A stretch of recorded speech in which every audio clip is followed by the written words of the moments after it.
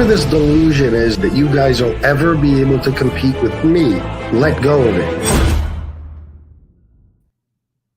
Salute, MobTube. How is everybody tonight? Let's see.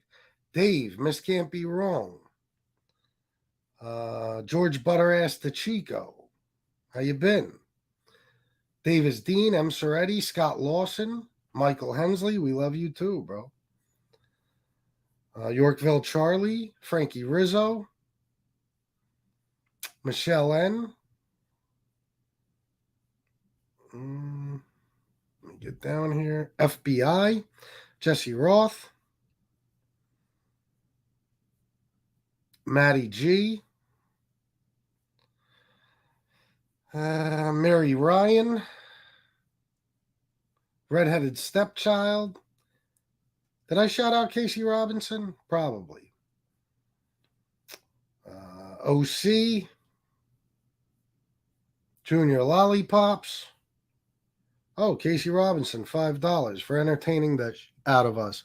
Thank you very much, Casey. I appreciate that. Batchelder Street, Bobby Berberian, Trevor Smith, Amateur Historian, Mob Entertainment Group, Steve Cutler, Psycho, OC, $4.99. Yeah, what Casey said. Thank you, OC. Sven Larson, Vampire Pizza. Hello, Ratfather. What the? What? There's somebody pretending to be Tony Pizza and trolling me at the same time. Antonino, how are you, my friend? Let's see. Michael Hensley, $9.99. If you drop the link later, I'm going to hop on if you will have me. Michael, of course, bro. You're welcome anytime. Without a doubt, I'll be dropping the link. I'd love to hear from you, bro. I think that's it for now. It's all the shout-outs. 86 people? Yeah, I'll take it. It'll get better. It'll get better. It'll just take time. The algorithm is slow. I can tell. Things have been happening lately. Shit's taking its sweet-ass time. Views are low. All that stuff. You know, this happens every few months or so. It's a big fat pain in the ass. Any updates on the Idaho case? Where do things currently stand? Well, yeah, here's the thing. How many of you guys heard the audio from the Ring doorbell? Put a 1 in the chat if you've heard this audio. Highlight impersonation? Maybe later, Batchelder. I don't like that impression, but maybe. 1 in the chat if you've heard the audio footage from the Ring doorbell. I know you heard it, Mini560. You sent it to me. Matty G heard it. Batchelder Street didn't. FBI didn't. Okay, all right.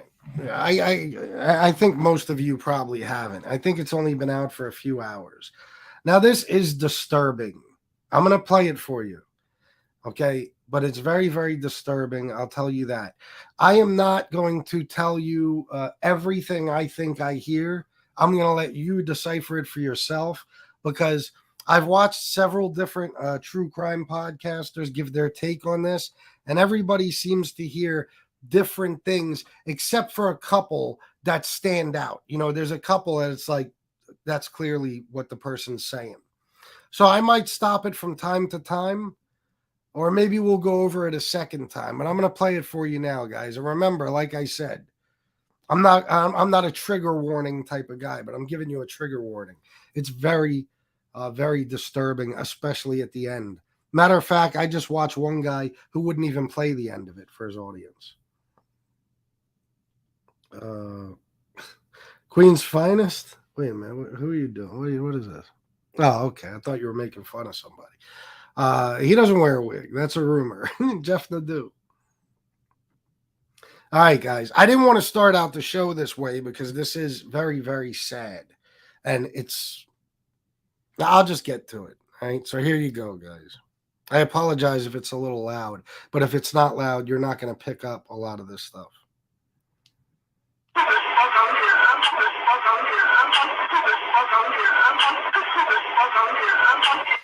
All right, I will. I lied. I am going to stop it. A lot of people think that sounds like. Hold on, Bay Ninth. That's hilarious. A lot of people think that sounds like them saying, "Get the fuck out of here." Okay, a lot of it loops. You just got to be patient. But I want to remind you, this Ring doorbell is 50 feet away. Okay, because we're going to talk about Dylan and Bethany in a minute.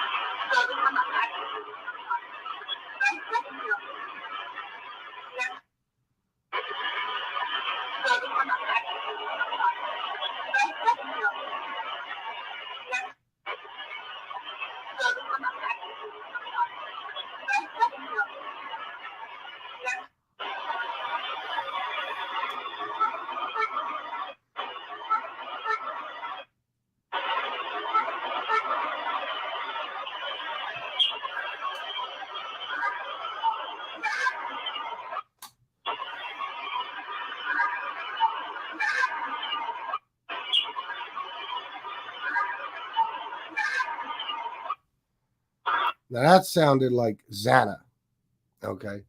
And you're going to hear, well, I'll just let you listen. Xana.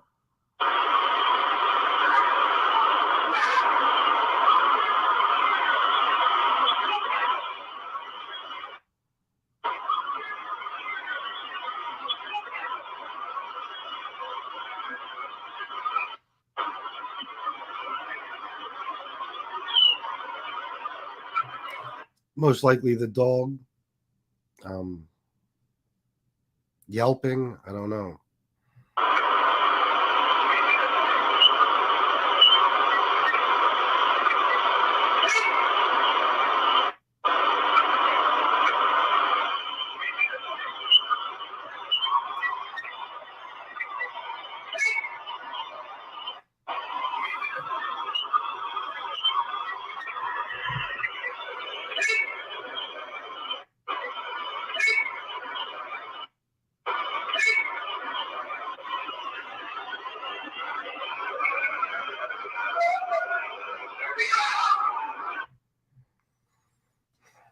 Now that part's tough to hear because it sounded like maybe Xana crying or screaming, and Ethan yelling Xana to the top of his lungs. Listen again.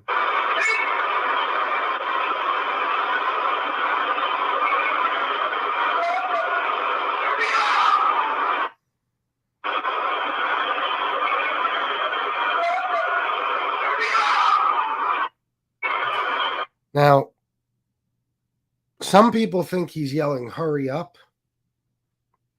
Not really sure. That's why I said, decipher it for yourself. You can tell me what you think in the chat, but I'm gonna rewind it one more time, about 20 seconds, so we could hear it again.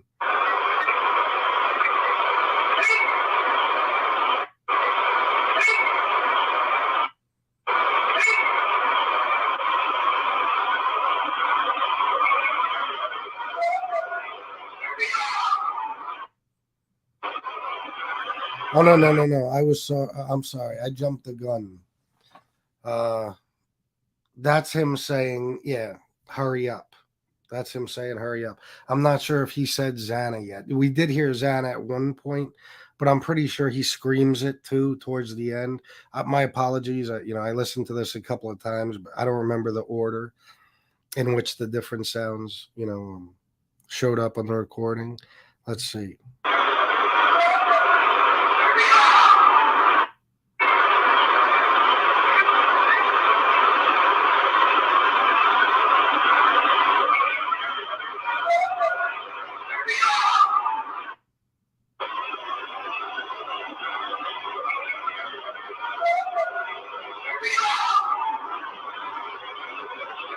All right, that's the end. Yeah, I think what happened is one person I listened to thought he was screaming Xana. Another person I listened to thought he was screaming hurry up, but that was quite clearly Ethan. Now, there is a chance this audio is not real, but it appears to be. Okay, this is from the neighbor's ring camera at 4:17 a.m. Part of this was even mentioned in the arrest affidavit. You know, there's a point where you hear a thud, a couple of other things, a dog barking, what appears to be a scream or somebody crying. And they mention that in the arrest affidavit. So this is most likely real. But it's fucking, it is heartbreaking, Steve Cutler. It absolutely is. I don't know. Yeah, exactly. Redheaded stepchild. I know, bro. I know. And here's the thing. That's only what, 2 minutes? Jesus, I bit my tongue. 2 minutes and 39 seconds. Now, this thing must have taken, I don't know, this whole I don't even know what to call it, but the whole event must have taken 10, 12 minutes, I'd assume, at least. So we're missing a lot of it. But, you know, there's some of it right there. And it is really fucking, it'll make your hair stand up. Well, not mine, but, you know, if you had some. It's fucking terrifying. So I don't know, guys. I mean, other than that, who leaked the audio? I'm not sure, Tony Ducks. I really don't know. It popped up on a channel. Mini 560 sent it to me, and then I did a search, and I found it on a few other channels. Now there is a guy who I'll recommend for you guys. His name is Mob Crew. His name is actually Chris Hall. He's the guy that first figured out that the car driving past the cop on the body cam footage was a white Elantra. Like, he was on the news for it and everything. He broke this down today much better than I can. You know, he tells you what he thinks every sound is. I don't want to do that just because, I'll tell you the truth. I mean, I think it's all guessing.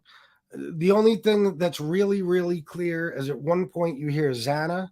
Another point you hear hurry up, obviously, him screaming, hurry up. So, you know, I don't think there's any point in me telling you what I hear, because, you know, everybody seems to hear something different. But it does sound also like at one point they say get the fuck out of here or something like that. The guy I just listened to thought that he heard them say there's somebody out here, which is close to what Dylan said she heard. Dylan said she heard somebody say there's someone in the house. You guys tell me. You want me to play it one more time or not? One for yes, two for no.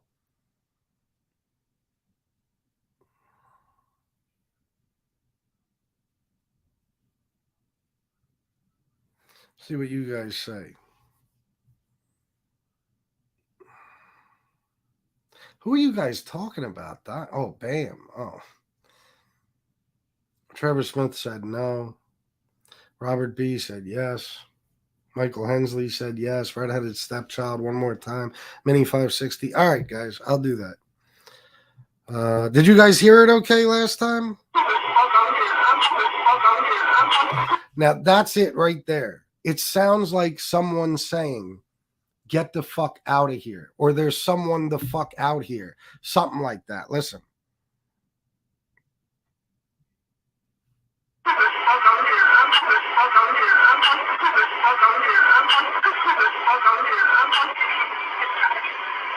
See, it sounded like either get the fuck out of here or somebody's the fuck out here. Something, something like that.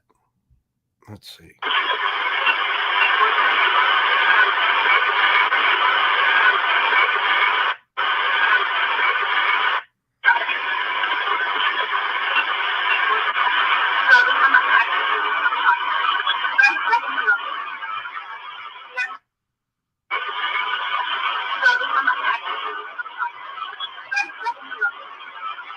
See, I'm not sure what they're saying right there.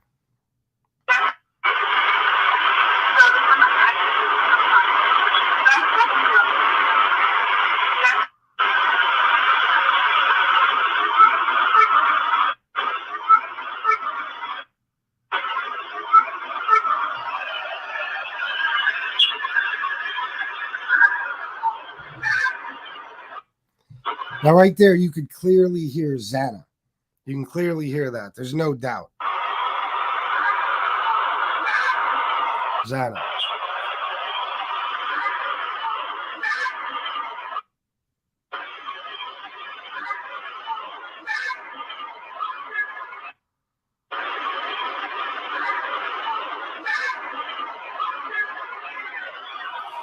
See, right there, it sounds like somebody screaming in the background, too. Right there, if you listen very closely.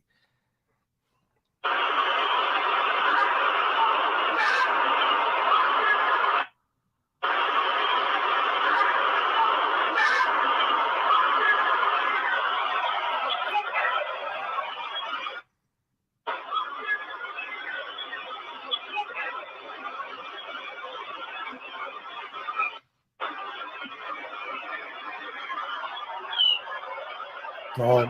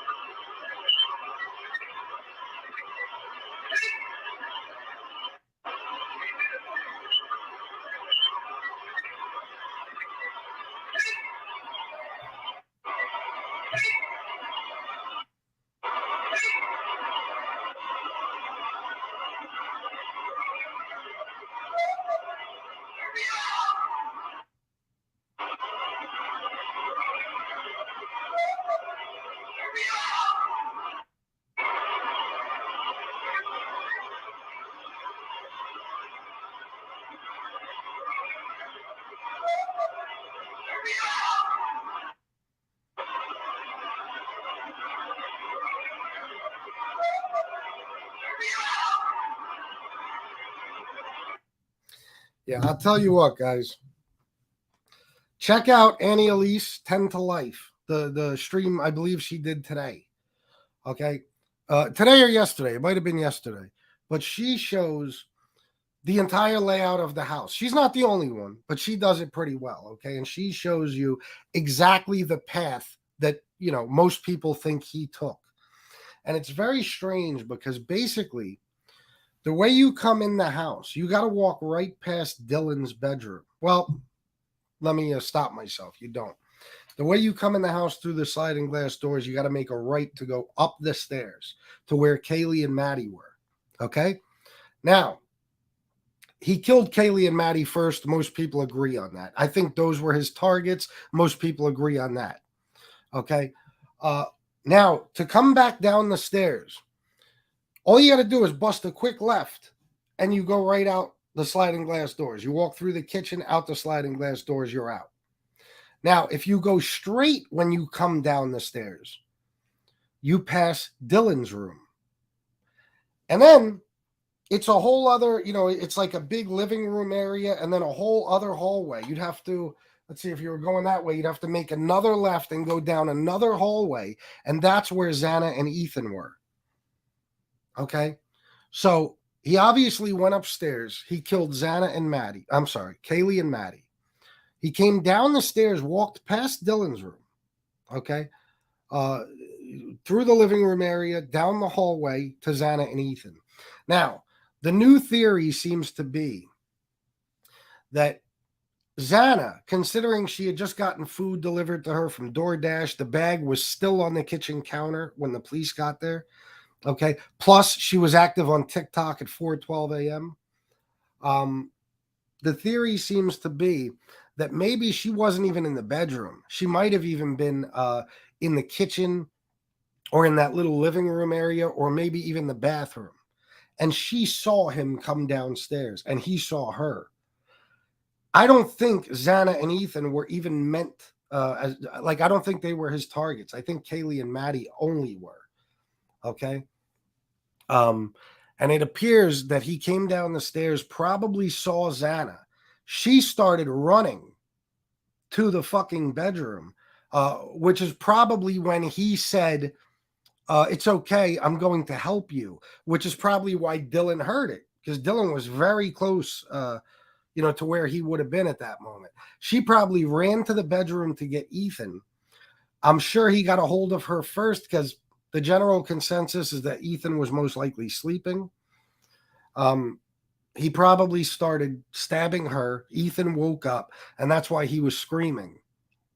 You know what I'm saying? Saying Xana, screaming. I don't know why, hurry up. I don't know. We'll figure out later if that's what he's saying, why he was saying it. Maybe he was in the bedroom and she was running towards him and he was telling her, hurry up, and the guy got a hold of her. I don't know. But remember, she was the one that was actually found on the floor and not in bed. So chances are he didn't find her in the bedroom. He chased her into it. Okay. And then here's the fucked up part. Again, in order to leave the house, you have to walk past Dylan's bedroom. That's when Dylan opened the door and said she looked him eye to eye. You know, there's no way. That whole maybe he didn't see her thing, I ain't buying it. He saw her. He saw why he left her alive. I'll tell you my theory, and I'm not the only one with this theory. My theory is this. He probably, because he's all into this criminology and he studies serial killers and he thinks he's so fucking smart, he probably gave himself a window of time. Okay. And when he saw Dylan, first of all, he had already spent too much time there. He probably killed 2 people he wasn't even planning on killing. And when he saw Dylan, he probably thought she already called the police. And his number one priority was to get the fuck out of there rather than to stay and kill her. Right? That's what I think. I also think he was probably exhausted. Listen, like I was saying, you don't have to be super strong to do what he did. But damn near anybody is going to be exhausted. They were fighting. You could hear it on that recording. They were fighting. And this is why one of the cops said something like it was a war zone in there, something like that, something to that extent. Or a real battle went down in there, he said. So they were fighting him. All right. So, and who knows what injuries he sustained himself. His arm was all fucked up in that picture. So was his knuckle. So for whatever reason, he let Dylan live. But here's the thing. I think Bethany and Dylan knew exactly what was going on. If that audio recording is real, I don't give a fuck what they were doing. That Ring doorbell was fucking 50 feet away. There's no way they didn't both hear it. Now, here's something else. I actually just sent this to Mini 560 a little while ago. Truth and Transparency, another true crime channel, put up a community post a little while ago. And I don't know where he got his information, but it says, matter of fact, let me read it to you. It says there's a whole bunch of information on there, but one of the things is this. Dylan and Bethany picked bryankohberger out of a 6-pack photo lineup, as well as possibly other friends, and identified him as, now what they mean is other friends picked them out of a lineup, not that Dylan and Bethany picked out other friends as well. Dylan and Bethany picked bryankohberger out of a 6-pack photo lineup, as well as possibly other friends, and identified him as a person whom they knew as early as November 29th. Now, I don't know. This is written fucked up because as early as November 29th comes right after a person they knew. November 29th was long after the murder. So I think they mean they picked them out of a lineup as early as November 29th. They identified Bryan as having a white car when he would come around. Now, who knows if that's true? But a lot of these guys seem to know what they're talking about as far as the information they get. All right. So I wouldn't doubt that at least Dylan and Bethany knew him, but that adds a whole other, a whole other can of worms. You know what I mean? Like if they knew him and they're the only survivors, and there's no way. Listen, I believe wholeheartedly Dylan and Bethany heard everything. I believe they knew their roommates were being slaughtered. Okay, now, listen, I've been on the street when I hear gunshots and stuff. You don't run towards them. Okay, you run away from them. Absolutely. But, and obviously I'm using that as an analogy. It's the same thing. Okay, if you hear, if you know somebody's up there slaughtering people with a knife, you're not necessarily supposed to run in and try to stop them, especially if you're young girls. Okay, but I would expect them to either run out of the house, because there was an entrance on the first floor as well as one on the second floor, or at least call the fucking cops. I will never understand this. As far as I'm concerned, I don't want to say this. I don't want to be mean. But Dylan, and possibly Bethany too, but we know Dylan for sure saw him. And you can't tell me he wasn't covered in blood. You can't. And I keep hearing the opinion that, oh, well, she might have thought, because he just had like a COVID type mask on, she might have thought he was a boyfriend or somebody leaving the house. She said she was frozen in a shock phase. So unless you saw someone that you knew was not supposed to be there and probably just did something horrible, then why the fuck are you frozen in a shock phase? Why? Why? You know, I'll tell you why she was frozen. Because she just heard the screaming, she just heard the dog barking, she heard the crying and whimpering from the victims, she heard the loud thuds, okay? And then she saw him probably with a knife in his hand, because we know he left the sheath in one of their beds. So you don't put a knife like that in your fucking pocket unless you want to slice yourself to shit, okay? He had the knife in his hand, there's no doubt about it, because it's not at the murder scene, okay? And he had to be, and I do mean had to be, covered in blood. So could she have saved lives with a 911 call? No, probably not. He slaughtered them. You know what I mean? He did. Dr. Michael Bodden himself said, an ambulance getting there, wouldn't have done a thing. But it's not the point. It's not the question. It's not even okay if the police would have got there earlier. I personally think the guy would have got caught a hell of a lot sooner, maybe even on his way out. If Dylan would have called the fucking cops, as soon as she heard somebody say there's someone in the house, that would be the first sign. Call the cops now. And I believe that's the first fucking thing she heard. Okay? He was probably in the house 10 minutes after she heard that. The cops probably could have fucking, who knows? Maybe they would have got there in 2 minutes. There was a cop right down in the fucking field giving kids a ticket for underage drinking. Maybe the cop could have been there in 45 seconds, a minute, 2 minutes. Maybe 2 people would have lived. Who knows? But at the very least, maybe they would have caught him on the way out. And even if not for that, okay, you say, who cares whether she called right then or 7.5 hours later? The results would have been the same. It doesn't answer the question, why didn't she call? Forget what effect it would have had if she did. Why didn't she? And it appears she didn't call 7.5 hours later either. Somebody else did. Somebody else did. Apparently, Bethany and Dylan called friends over. Another sign that they knew something bad happened. Okay? And whoever the fuck it was that was supposedly unconscious or whatever, that's who they called the police to report. It was probably Xana, upstairs on the floor. Who knows? You know what I'm saying? But it appears Dylan and Bethany never called because they said it wasn't a roommate that called. Okay, this is fucking insane. And now I'm hearing Dylan and Bethany both picked them out of a lineup. Now, that can't be possible unless Bethany saw him too.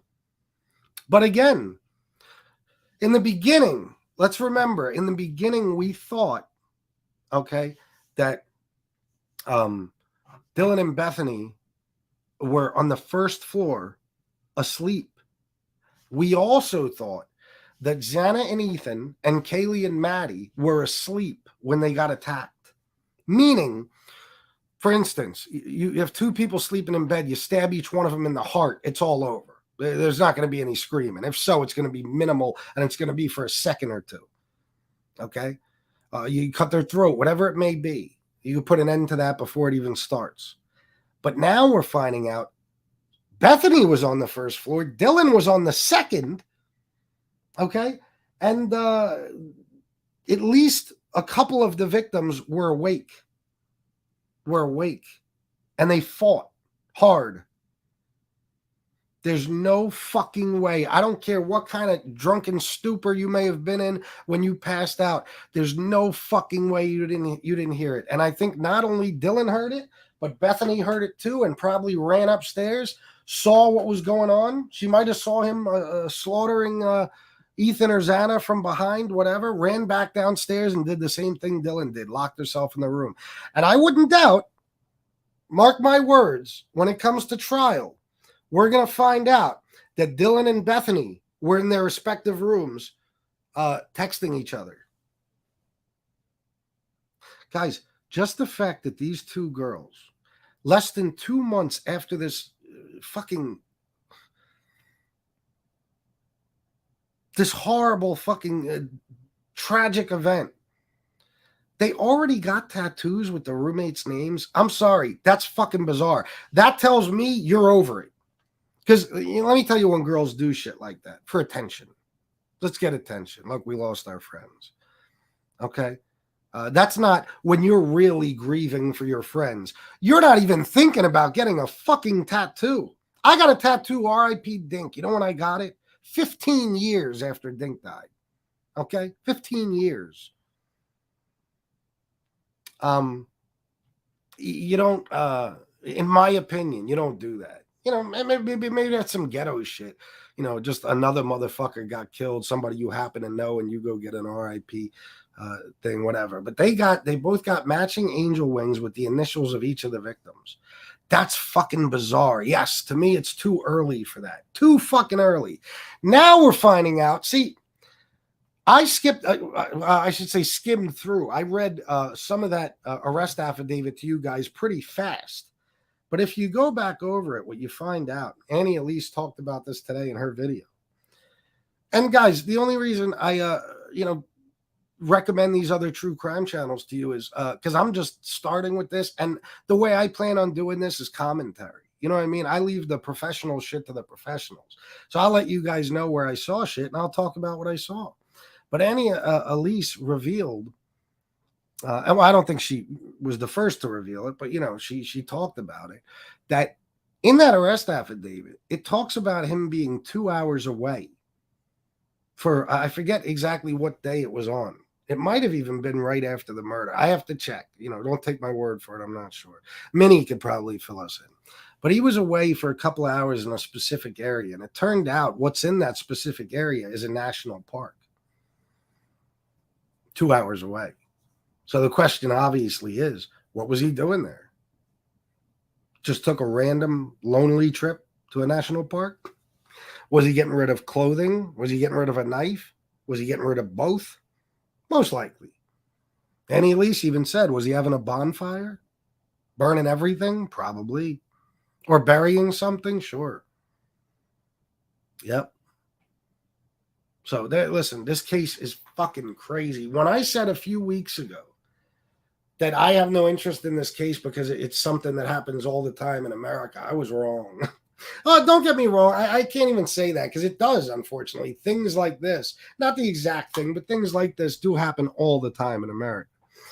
I stand by the fact that we're hearing about it is because these were three very, very, very attractive young white college girls and a white college boy who probably had a bright, bright future ahead of him. And I wouldn't doubt if most of their families are pretty affluent. That's what you hear about in America.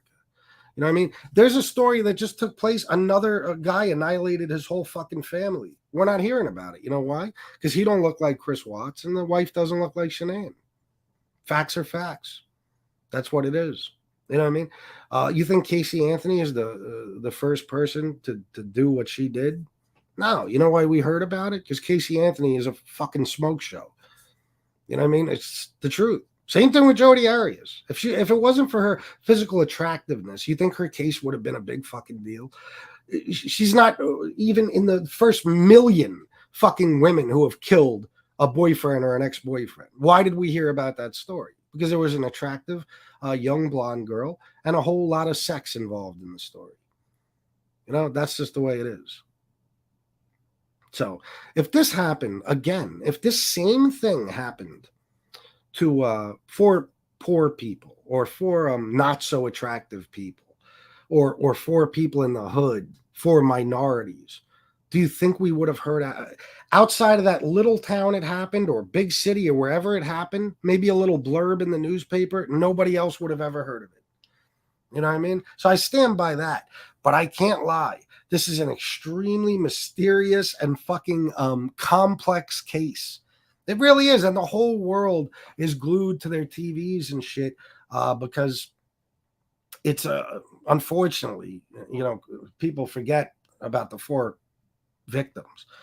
But it's like a real life game of Clue to people. You know what I mean? And that's a bad thing and a good thing.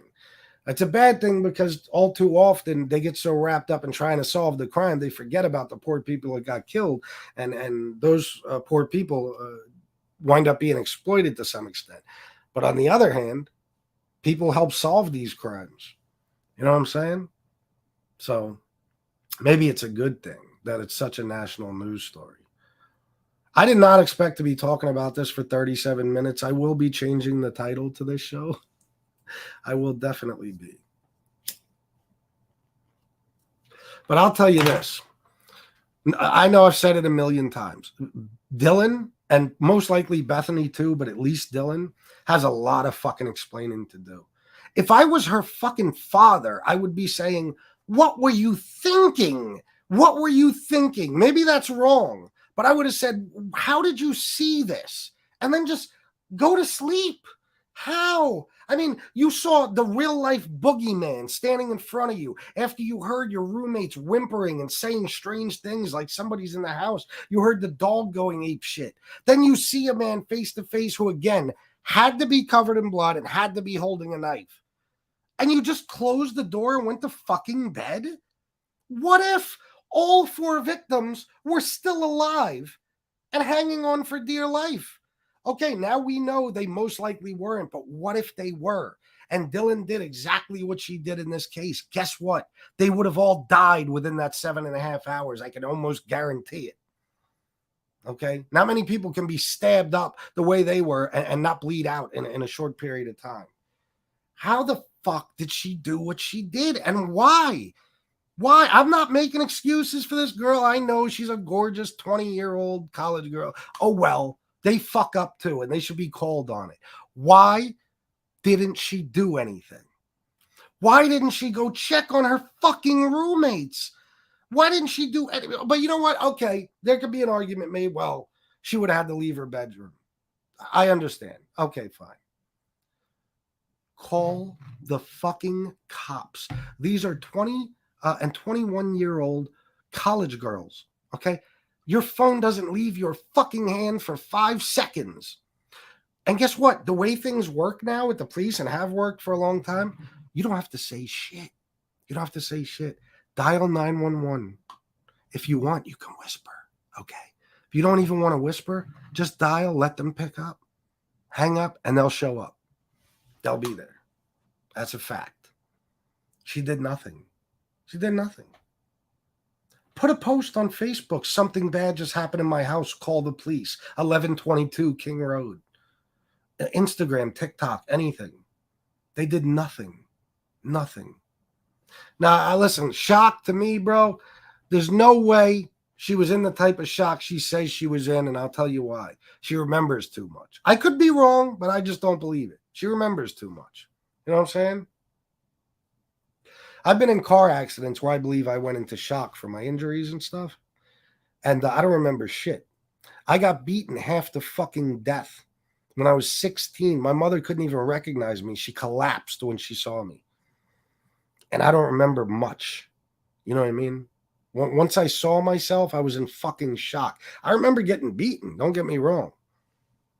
But you go into shock from these things.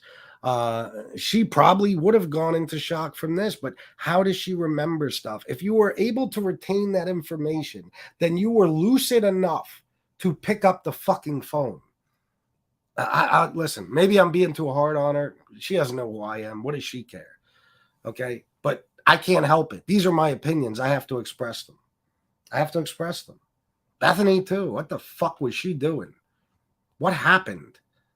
And if I were the fucking parents, oh my God. God forbid, if I was Kaylee or Maddie or Zena or Ethan's parents, I'd be fucking losing my shit. I'd call this bitch up. I want a fucking explanation right now. Right now. How come when you heard someone was in the house, you didn't call the fucking cops immediately? Forget the point of shock. Forget when she saw him and went into shock. Before that, after she heard the dogs barking and somebody say, someone's in the house. Obviously, one of her roommates said it. That's enough. Okay? If I wake up and I hear Shanna say someone's in the house, it's a call to action. I got to go do something. I know that. I don't just lay there and wait for him to victimize my fucking family. You know, it was incumbent upon her. It was her fucking responsibility. If you got fucking all these other people in the house, you hear someone's in the house, you hear the dog going ape shit, then you hear a roommate crying. You don't even have to get to the point where you see the guy. The cops should already be on their way. You call immediately. Guys, kids are taught this when they're fucking babies. They're taught how to dial 911. What is going on? This shit, it's insane. And yeah, it fucking infuriates me. It infuriates me. Because that could have been any of our kids. And some selfish bitch could have just been in her fucking room allowing it to happen. Because she didn't want to call the fucking police or for whatever. She was drunk or for whatever reason. Listen, here's a hint of advice for anybody who may be in a situation where they hear someone else in their house say frantically, someone's in the house. Call the police immediately. Or if you're a guy, you got a gun, take your gun and go search the fucking house. Okay? But do something. Don't just sit there. Shit's insane. I don't get it. I have a feeling, don't get me wrong, I don't believe for a second that she was in on it, or Bethany was in on it. Even if they did hate the other roommates, I don't believe it for a second. No, I just believe that for whatever reason, they chose not to act. And lives could have been saved, yes. Yeah. If she would have called the cops long before she saw him, maybe lives could have been saved. It's just unfucking believable. Unreal. I hate selfishness. I hate airheadedness, ditzy bitches who, can't seem to make the right fucking decision, even when lives depend on it. I can't stand that shit. So that's my opinion. Let me read a bunch of comments.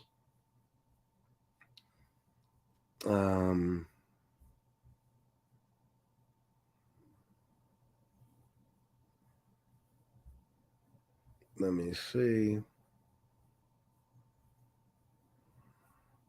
That is truly haunting. I think I saw that one. Northeast Philly, huh, Robert B? A lot of Dunkin' Donuts in Northeast Philly. I say that for a reason. It's kind of an inside joke between me and another person. Girl named Kristen. Well, now you know, Jennifer Baez. No reason for me to answer now. It's fucking dreadful, Frankie. They sound helpless. Yeah. Yeah, it's sick. What a horrible scene. He should die the same way. I agree. Or Ethan got him first and he was telling Xana, hurry up and get out of here. Oh, good point, Mini 560. Yeah. Yep. Good chance. Survivor's guilt? Well, I don't know. Listen. All right, guys. Some people aren't going to like this, but you've heard me say, I have a true belief that women are capable of a type of evil that men can't even dream of competing with, or like they are able to bury the worst possible things they've ever done in their fucking lives and just move on like it never happened. They're able to destroy lives and then, you know what I mean? Just move on. Like, never give it a second thought what they just did, the chaos and destruction they just caused. I'm under this impression for a good reason. I've seen it with my own eyes. Okay, women have an ability to not feel a thing when they don't want to. Not a thing. Not if they get somebody killed, nothing. They don't give a fuck. Okay? So I would like to think they have survivor's guilt, but I don't think they do. You can't. You went out and got tattoos with the goddamn victims' names. Okay, nah. Somebody with survivor's guilt probably can't even face it. Can't even think. Doesn't want a reminder on their goddamn arm of what they may have caused or not intervened on. You know what I mean? To maybe try to stop whatever. I don't think they feel a thing, and I think that's the problem. And you know what? The whole goddamn country is coddling them. Oh, don't say anything bad about Dylan. Don't say she's a young girl. She didn't know. She went into shock. She may have been drunk. She may have been on drugs. Again, this is what a lot of people don't like to hear. It's called white privilege. Yeah, that's what it is. All right? If this was some black girl in the hood who let 4 fucking people get slaughtered, guess what they'd be saying? They'd be fucking trashing her every fucking day for not acting. But it's a pretty white girl. Let's be gentle. Let's handle her with kid gloves. I guarantee there's no way she could have done anything wrong. It was not her fault. Fuck that. Let me tell you something. Super attractive women are capable of anything, okay? Because they have all the power in the world. That's the truth. Once he started hurting Dylan, she froze and couldn't leave home or tried to fight. Hurting Dylan? I'm not sure what you mean. The Dylan Roof motive, leave one witness, or like FBS said, he wanted to get the fuck out of there. Yeah. How long would that have taken to kill 4 people? I think he would be in there for a good while. Sure. Yeah. Well, especially, he butchered them. You know what I mean? It's not like he stabbed each one of them in the heart and ran. So I say at least 12 minutes, 10, 12 minutes, at least. You may run away, but you don't wait hours to call the cops. No. The real question is why she waited until 11:30 to call the cops, and she called other people before that, and the murders happened at 4 a.m. to 4:20 a.m. Kind of strange. Very strange. Very strange. Yeah, it does, Steve Cutler. More and more disturbing. There had to be so much noise. It doesn't make sense that Bethany or anyone could sleep through the incident. No, especially now that we've heard what we've heard. That recording was from 50 fucking feet away. Bro, why 7 hours went past before the cops were called? It doesn't make sense. It doesn't, bro. If they picked him up out of a photo lineup around November 29th, that means he was a suspect at least 13 days after the crime and a month after he was arrested.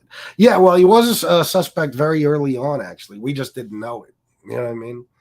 They found out about the white Elantra and tracked his movements and had Dylan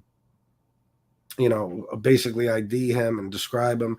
A Washington State cop found his Elantra, and that's how he reported it. They got his license information right away. They saw that the description matched Dylan's description. So yeah, he was pretty early on a suspect.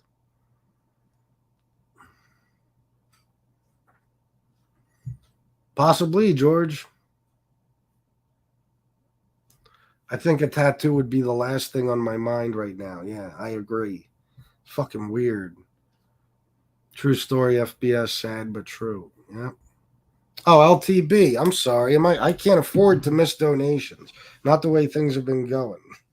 Oh, look at you. Oh, shit. I fucking love you, man.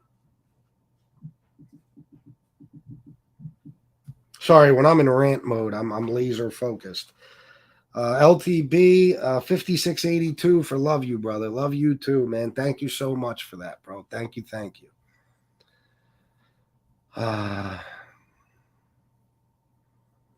Let's see. I agree, Chris. If they were of a different ethnicity, it wouldn't get the same airtime. No. Of course not. White folks tend to make the news faster, unfortunately. Yeah, it's like I said. You know what I mean? It's there's certain things people eat up in the world, I think, but especially in this country. And they eat up anything that has a lot of sex type of shit involved in it, whether it's stories, whether it's whatever, you know what I mean? They eat up. Obviously, people want to see attractive women. They make the world go round. Okay, they're worth more than gold. Period. Okay, that's what people want to see. So, especially in this case, I mean, you have 4 stunningly gorgeous fucking girls, you know, or 3. I'm sorry, and even the other 2 roommates. So, you know, and they're innocent white kids who, like I said, most likely come from good, possibly affluent families. They're college students. They're the all American kids. You know what I mean? People just don't get that interested when something happens to a minority the same way. They just don't. It's just not the way it works. You know what I mean? I think all of us have a little bit of that bias, honestly.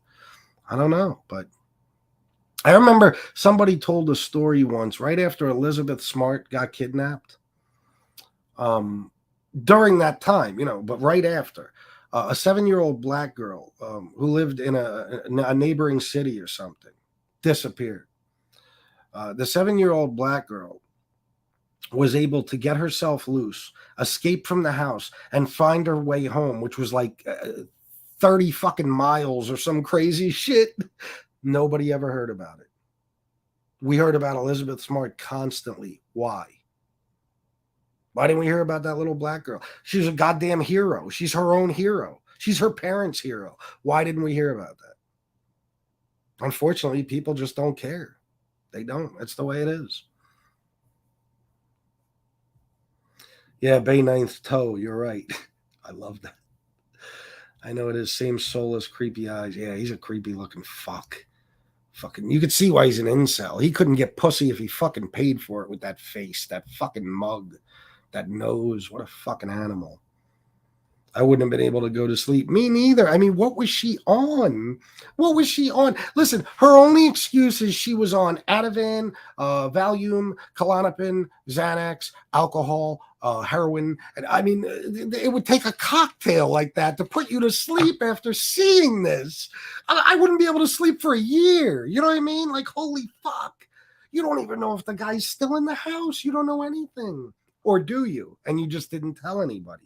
Maybe you saw him walk out of the house and you just didn't give a fuck enough to do anything. You saw him walking towards the sliding glass door. You admitted that. But maybe she saw, listen, I'm telling you, she saw and heard a lot more than she reported. Or she did report a lot and they only put the necessary information in that affidavit because we know they want to keep this case under wraps so they're successful at trial. They've already issued a gag order, everything else. So there's a good chance. One thing we know for sure is that all of the evidence that they have is not in that arrest affidavit. An arrest affidavit, all they have to do is show the minimum required, the minimum amount of required information, I guess you could say, to get an arrest warrant. That's it. That's it. They don't have to put everything in there. Like I said, they searched his apartment and his parents' house. They might have got the murder weapon. I doubt it, but they could. Who knows what's on his fucking computer? They're going to find who he was following, anything he commented on, liked, all that shit. It's and here's another thing. And this is such a drug dealer move. He certainly wasn't a drug dealer, but we've all done shit like this. He took his trash in Pennsylvania, right? On one particular occasion when they were watching him, the FBI, he took his trash with latex gloves on. He carried his trash to his neighbor's house and threw it in their trash cans. Why? After those 2 stops, he realized he was fucked. Plus, he knew the traffic stops, Plus, he knew they had the sheath. So he knew they had some DNA. He was going out of his way not to leave his DNA behind. And he knew from those classes he took and those degrees he got that they're going to check the trash and try to get DNA from it. So he was taking his parents' trash over to his neighbor's house and getting rid of it. And I say that reminds me of something so much because, like, for instance, every drug dealer has trash. And every drug dealer knows trash is dangerous. It'll get you raided. You know what I mean? So I would have fucking bags filled with corners of baggies. You know what I'm talking about, the bag up coke in, empty little baggies for drugs that ripped, shit like that. If you sell weed, all kinds of bullshit back in the day, stems, all this shit you got piled up. You know what I mean? Fragments of Ziploc bags from when you cut the corner off. Not Ziplocs, folding clothes, sandwich bags. You cut the corner off. You put the Coke in the corner, you tie it off, you cut the rest of the bag off. What do you do with the rest of that bag? You don't put it in your fucking trash. I would save it all up for a couple of weeks. I'd have it in a big fucking bag, and I would either take it somewhere and dump it in a dumpster, or if a friend had a fire pit or something, I would take it there and burn the shit out of it. You know what I mean? Melt it, because you got to get rid of that trash. Yeah, M. Soretti, for real. Fucking everybody learns that. I'm going to call it she had issues with her roommate, and she got the guy to murk them. I don't know about that. That appears to be there appears to be no reasonable explanation for that behavior. However, we don't know what we don't know yet, but we share your wonder and speculation. It's intriguing. Yeah, I mean, you got to ask questions. Two people spring to mind to me, Ted Bundy and Amanda Knox. I can't believe Dylan isn't involved somehow. Maybe she didn't call the cops until evidence was disposed of.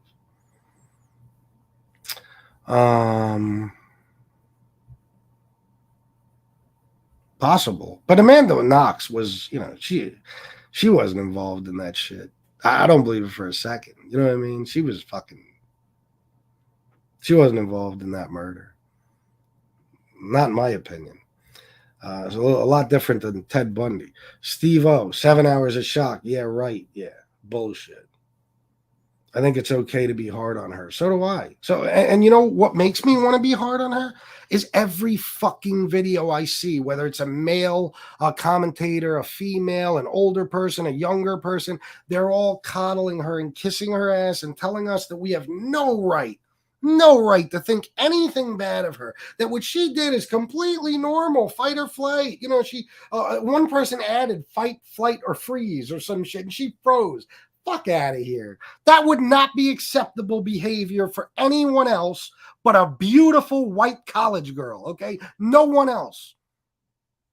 Period. That's crazy. I don't give a fuck. She's a young girl. Okay. She's a grown woman technically. Okay, she's fully aware. She knows things. Kids know at a younger age than fucking 20 when it's a good time to call the goddamn police. There's no excuse for this. I don't give a fuck what anybody says. None. And I have a feeling we're going to find out, like I said, that Bethany did something just as fucked up and selfish.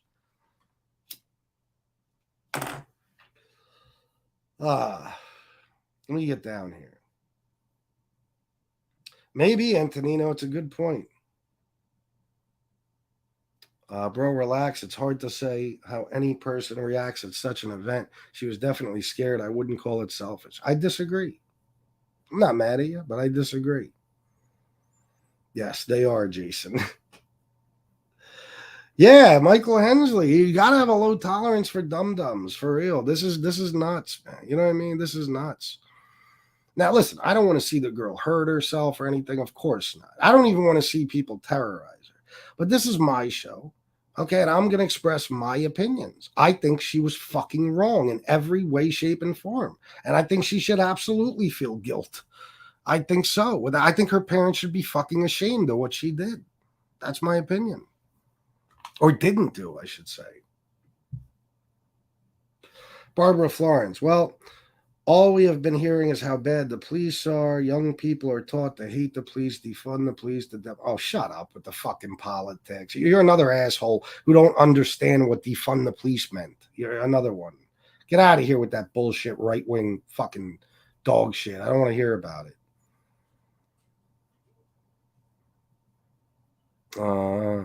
I just can't understand it either way. Shocker involved in it. Or being that fucking stupid and dizzy. It's a real weird fucking case. Yeah. Did we get rid of Barbara yet? Bye, Barbara. Asshole. That's another one. Has politics on the mind always. You believe this? 4 kids get killed in Idaho. And it's the Democrats' fault. Defund the police. What did that have to do with it? Stupid. What dumb bitch. What? There was cops every fucking way. Defund the police. Let me tell you something. The police were so available that one of them was a couple of 100 yards away ticketing some kids in a field for drinking underage. Okay, so no, we didn't have a shortage of cops, dumbass. Don't fucking, you can't. Oh my, everything is politics with some people. Lee is like this. This is an old, angry white person thing. You know what I mean? Oh, anything happens. Your cat got stuck in a tree. It's because of goddamn Democrats. That's because there's no prayer in school anymore. They took God out of the schools, and now the world has gone to shit. Oh, gee, another one. That's another argument I love. Let me tell you something. You love the Constitution, Republicans, when it comes to the Second Amendment. Well, let me tell you about another part of the Constitution. The separation between church and fucking state. Okay? Yeah. You know what that means? That means that publicly funded schools can't teach religion. There should have never been God in schools. Okay? I hate to break it to you. Fucking dumbasses. That's why I said I'll debate any of these fucking morons anytime and I'll crush them. Joe A67, $10. Hey, Chris and chat, wishing everyone a great 2023. Thanks for the hours of entertainment you provided us. It is appreciated. Thank you, Joe. Thank you very much, man. I love donations that say stuff like that. Yeah, George Butter asked the Chico. I'm sure we all had one or two that were like that.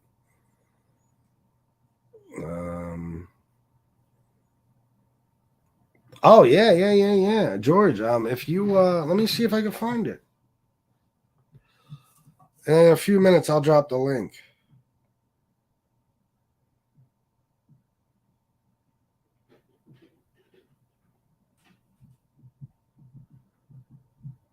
And by the way, how do we know about this? Because Dylan posted it on one of her social media sites. She took it down now. Okay? Look at this shit. Look at this.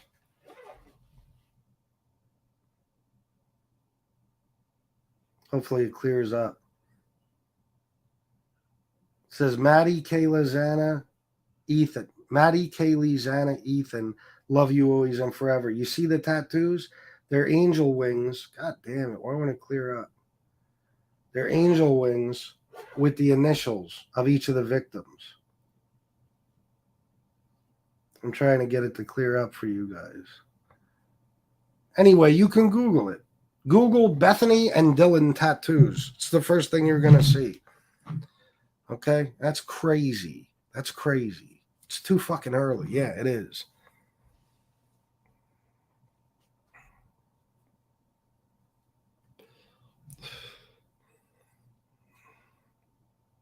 They were talking about crime versus evil, Jane Creek.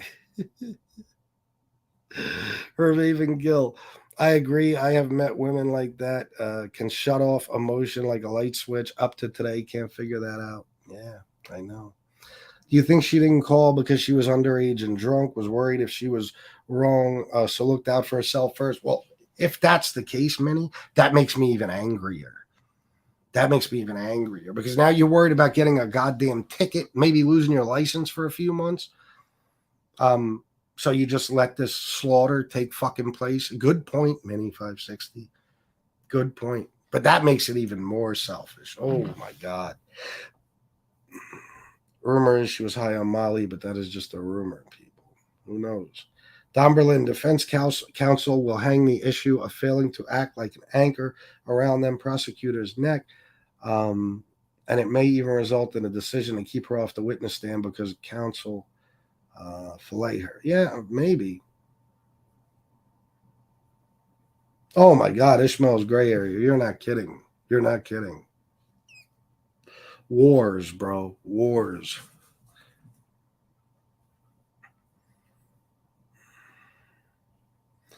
Sir 46661.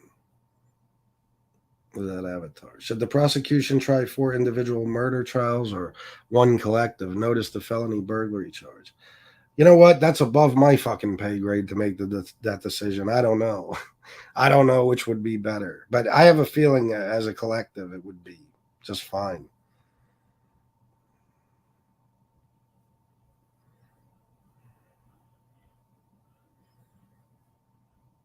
Oh yeah, Tony Ducks, without a doubt. Well, of course, and gladly so. But FBS made a point: women do evil stuff men can't even comprehend, or something like that. While in the history of mankind, most evil was done by men. It depends how you look at it. What do you consider evil? I mean, does it have to be on the books? Does it have to be documented? Does it have to be a crime? You know what I mean? I don't think so.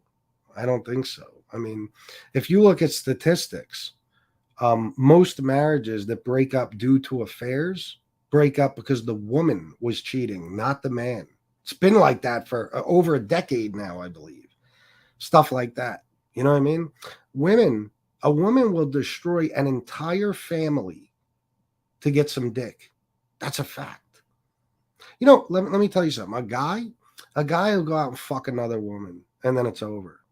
A woman, she'll go out, fuck that guy, fall in love with him, destroy her entire family, cause a divorce, cause custody agreements, cause all or custody battles, I should say, child support, alimony, all because she decided it's time for me to get some strange dick.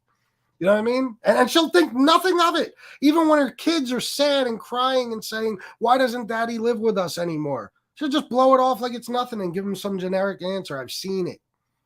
Men can't do that. Men cannot do that. There is exceptions, but in general, no. That's just the way it is. You know what I mean? You got to be aware. The Stone Sailor, I think it just proves this generation is so oblivious as to their surroundings. Most of these kids walk around all day with no situational awareness whatsoever. Stone Sailor is so true, bro. I remember one time I was outside the house on 847 Boundary Avenue where I was living at the time, and I was on the stoop. And this girl was walking by, a little black girl, couldn't have been older than 9, and she's buried in her cell phone. And she's walking all by herself down the street. And this fucking van is following her. And I'm watching this shit.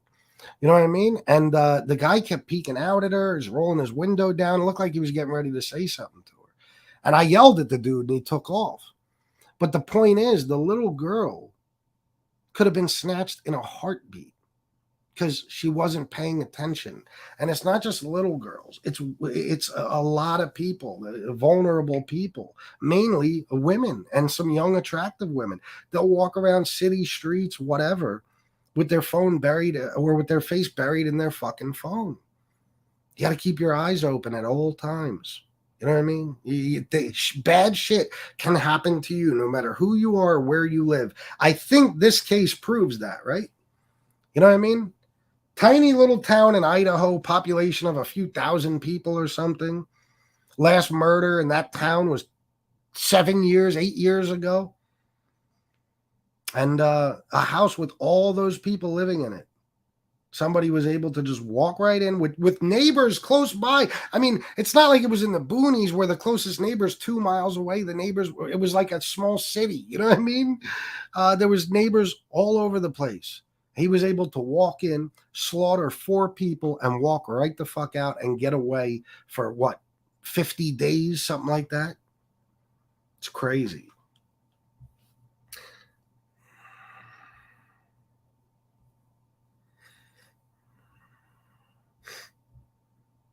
They said his phone was pinging near a national park.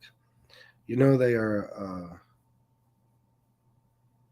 You mean combing the area for a knife he may have dumped there? Oh, of course. Yeah, Jane Creek, listen, I know most of the crime and the violent crime has been committed by males, but I got a couple of things to say to that. Again, like I said before, I'm not necessarily talking about crime. I'm talking about pure evil. Things like what I mentioned with affairs and stuff like that, breaking up families, women who just want to fuck a married man. And they don't give a fuck about the wife or kids he's got at home. They don't give a fuck. You know what I mean? They want what they want. A woman wants what she wants, and she will kill to get it. She will torture people around her. She will do whatever the fuck she takes, or whatever it takes, whatever she has to do. That's just the way it is. I've seen it from so many women. You know what I mean? It's just the way it is. And a lot of that violence men commit is committed due to what? Women. women. One time I was at Jefferson Park, which was in a bad neighborhood where I was living at the time. Okay. And me and my daughter were just there. We're playing around in the slides and shit. We never had any trouble. We knew people in the neighborhood, whatever. We walked home. Right after we walked home, a dude pulls up in I think it was like an Explorer, some shit like that. Sees a guy playing on the basketball court. He had just found out that his wife was fucking this guy. He drives right up on the basketball court, right next to the guy, puts a 12 gauge out the window and blows his fucking head clean off. Was that right? No. But what was it caused by? You know what I'm saying? What was it caused by? It's just the way it is. A woman don't care. Like she could be she could be in the middle of two very extremely dangerous men who she knows that, okay, if I do this with this one of them is going to kill the other one. She don't care. She'll take that chance. And if one of them gets killed, you think she cares? No. Nope. They said his phone was pinging near a national. Oh, I read that already. My bad. Oh, yeah, Tony Ducks. Absolutely. A friend of mine got raided twice. He didn't learn his lesson the first time. And you know what got him raided the first time? Blunt guts. Yeah. He would split his blunts, put the insides in the fucking trash. Bad idea. That alone got him raided. Yeah. That knife had to be in his hand when she seen him since he didn't have the sheath to put it in. Yeah, it had to be. Yeah, I know. That last episode of Seinfeld, the Good Samaritan's Law, yeah.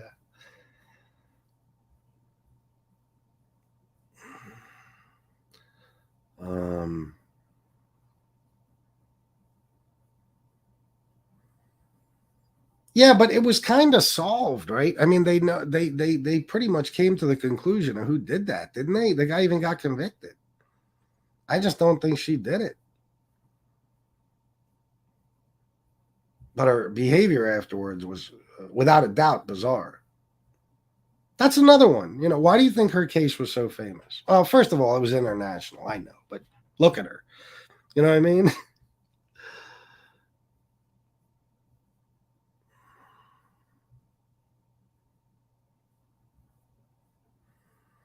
Let me get down here.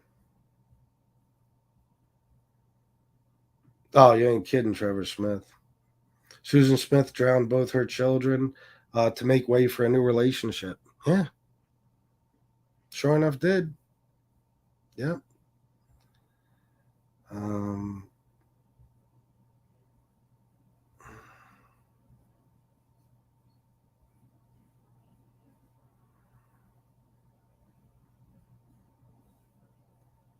Well, things are changing, Eric.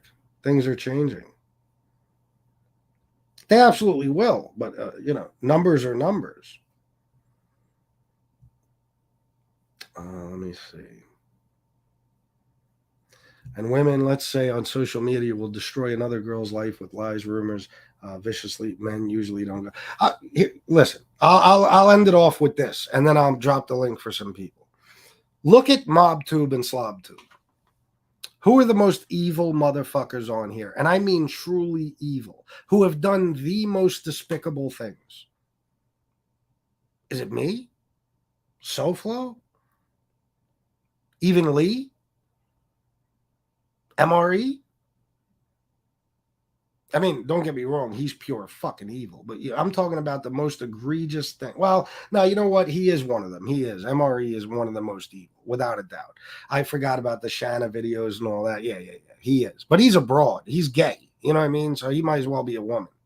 Okay, he's a chick. Let's be honest. The guy's a fucking, So we'll count him as a woman. Okay. Who else, though? Gunsmoke? Mustache Pete? Common Sense? Who? NB. And who else? Angel. The sex tape rumor, trying to get a person fired from their job. Who else? Another one that went right along with that or even started it. Josie, Marla. These are the truly evil people on here. You know what I'm saying? You can't deny that. It ain't Tony Soflo, who did fucking 22 years in prison. It isn't me who lived a life of crime and was an addict a lot of my life.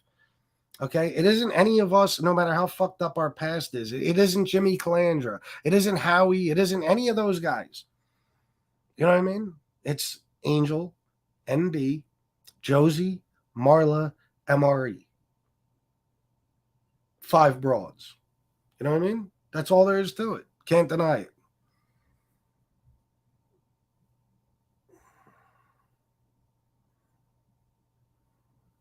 I didn't say all. See, that's why, Eric, I hate when people take something I say and turn it into something else. If you can rewind this video and see where I said all acts of violence are committed because of women, I did not say that. I said a lot of violence between men is committed because of women. So there's nothing to disagree on. Because, yeah, I bet most men in prison who committed violent acts didn't include women who cheated or whatever. Most is money or pride related, not because of a woman. Actually, I do disagree with that. I think you're wrong. Most violence amongst men, between men, is, you can fucking bet your ass, has to do with a woman. Most, not all. Not all. And as far as pride and money and all that shit, what's that based around a lot? What do guys go out of their way to make money in life for? Why do guys want to have the nice car, the nice clothes, the nice house? Why? To do what? To get pussy. It's the truth. I never sold drugs so I could buy nice clothes and jewelry so guys would like me. You know what I mean? No. I wasn't worried about the guys. All right, so I'm going to drop the link now. 75 here, Frank Fiordolino, 75% of state inmates are in jail because of women. There you go. Yeah, it's certainly not. Well, I don't know. Listen, I don't know, guys. A stupid conversation. You know what? I take back everything I said. You guys are right and I'm wrong.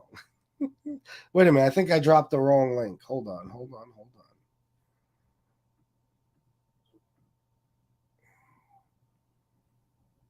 All right, the second one is the right link. Yeah, Jason, I'll be honest. What do I know? I don't know. I never went over the numbers, but I'm assuming, you know what I mean? From things I've seen in life. 170 mother effing people on a Saturday night. Just got great entertainment. Got schooled a little bit on what's going on with the Idaho murders case. Heard me go on a couple of rants. I'm entertaining the shit out of you. Please, if you have the means, find it in your heart to donate to FBS as soon as possible, like within the next couple of minutes even. It'll make me feel better. Haven't really made, with the exception of LTB, I haven't really made anything. A few super chats, don't get me wrong. But I could use some Skadol, you know?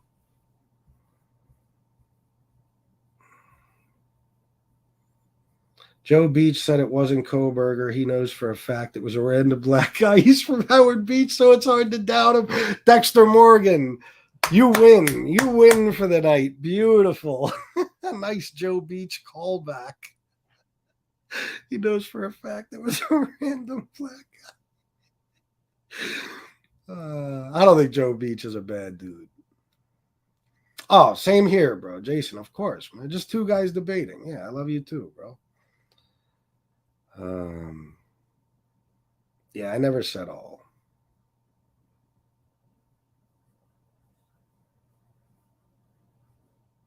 Darren Ryan, mob, you're no therapist. Drop that shit. People are people. Who you judge like that or this? Who's mob? Who the fuck is mob? Who's he talking to? Who am I to judge? If you're talking to me, I'm who the fuck I am. Just like you are who you are. All that, we don't judge people, but everybody judges people. Shut up. You know what I mean? I'm sure, Darren Ryan, you got a group that you judge, right? Maybe even, who knows? Well, I won't get into it, all right? But I'm quite sure most people do. Everybody judges other people. And I am a man with my own goddamn opinion. That's who I am. I can judge whoever the fuck I want. People have no problem judging me, Darren. I'm sure you've done it because I don't think you're a fan of mine. So I could say whatever the fuck I want. It's my channel. I'm no therapist. And if you don't like it, Darren, you can go fuck yourself. You could just leave. We don't need you here.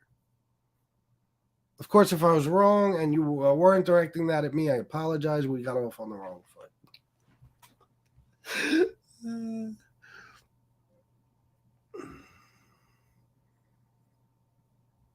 Eric, I don't know. I was just throwing examples out there. FBI 199 super sticker. Thank you, bro. Eric, it's in respect to not always being women's fault. Anything from domestic crimes to worse. Yes, most men's motives in respect to crime are women motivated, even selling drugs. It's true. It is true. Now, is that women's fault? Not necessarily. But I'm just saying, a lot of things, this world revolves around, I don't want to be fucking crude, but let me tell you something. There's one thing in this world more valuable than gold, platinum, or diamonds. It's pussy, okay? Facts are facts. It makes the world go round. Okay, it takes men out of character, even women. It makes people crazy, all right? It does. That's a fact.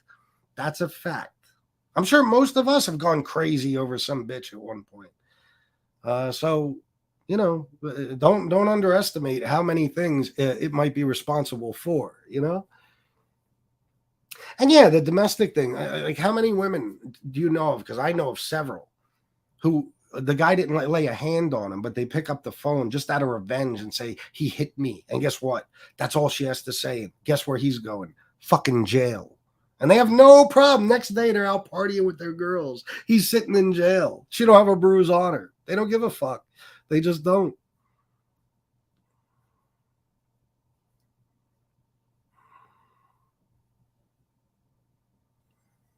FBI told you about this, and I'm telling you again, Angel is my friend. I know Chickie's toilet towel. I know. Jason Mikesell, $20 for your efforts, FBS. Love the new true crime angle you added. Thank you, Jason, and thank you so much for the $20, bro.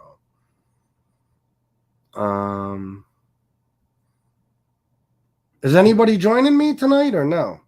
Robert B. Chris, I'll donate soon as I figure this all out. I'm not a computer person. I have no clue. Oh, that's cool, bro. I'm only saying Mob Entertainment Group about Oh, well, listen, JC's a good guy. He's got an opinion too. But I do apologize, Darren Ryan. I guess I flew off the handle. And if I was aware of who you were speaking to, I probably still would have been a little pissed off because JC's my friend. But I probably wouldn't have gone as far as I did. So I apologize. Sorry. That's why cops say the most dangerous call is a domestic dispute. Yep. I'm going to drop the link one more time. If nobody joins, that's cool. No problem, guys. It's all good. I'll talk for a little while more and I'll end the show. But if anybody does want to join, grab that link. Oh, look at this. Look at this. I got something else over here.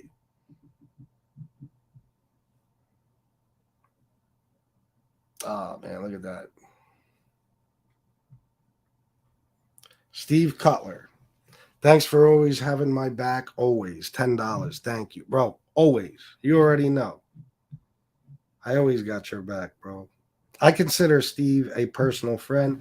We've had many phone conversations and stuff. He's been with me for so fucking long. I love that dude. Don't Mob have to be in a gang or something to be a therapist? That's what Kane Shades would say. Yeah. A person of color, I don't understand. You mean like W for white? Let me just see something real quick.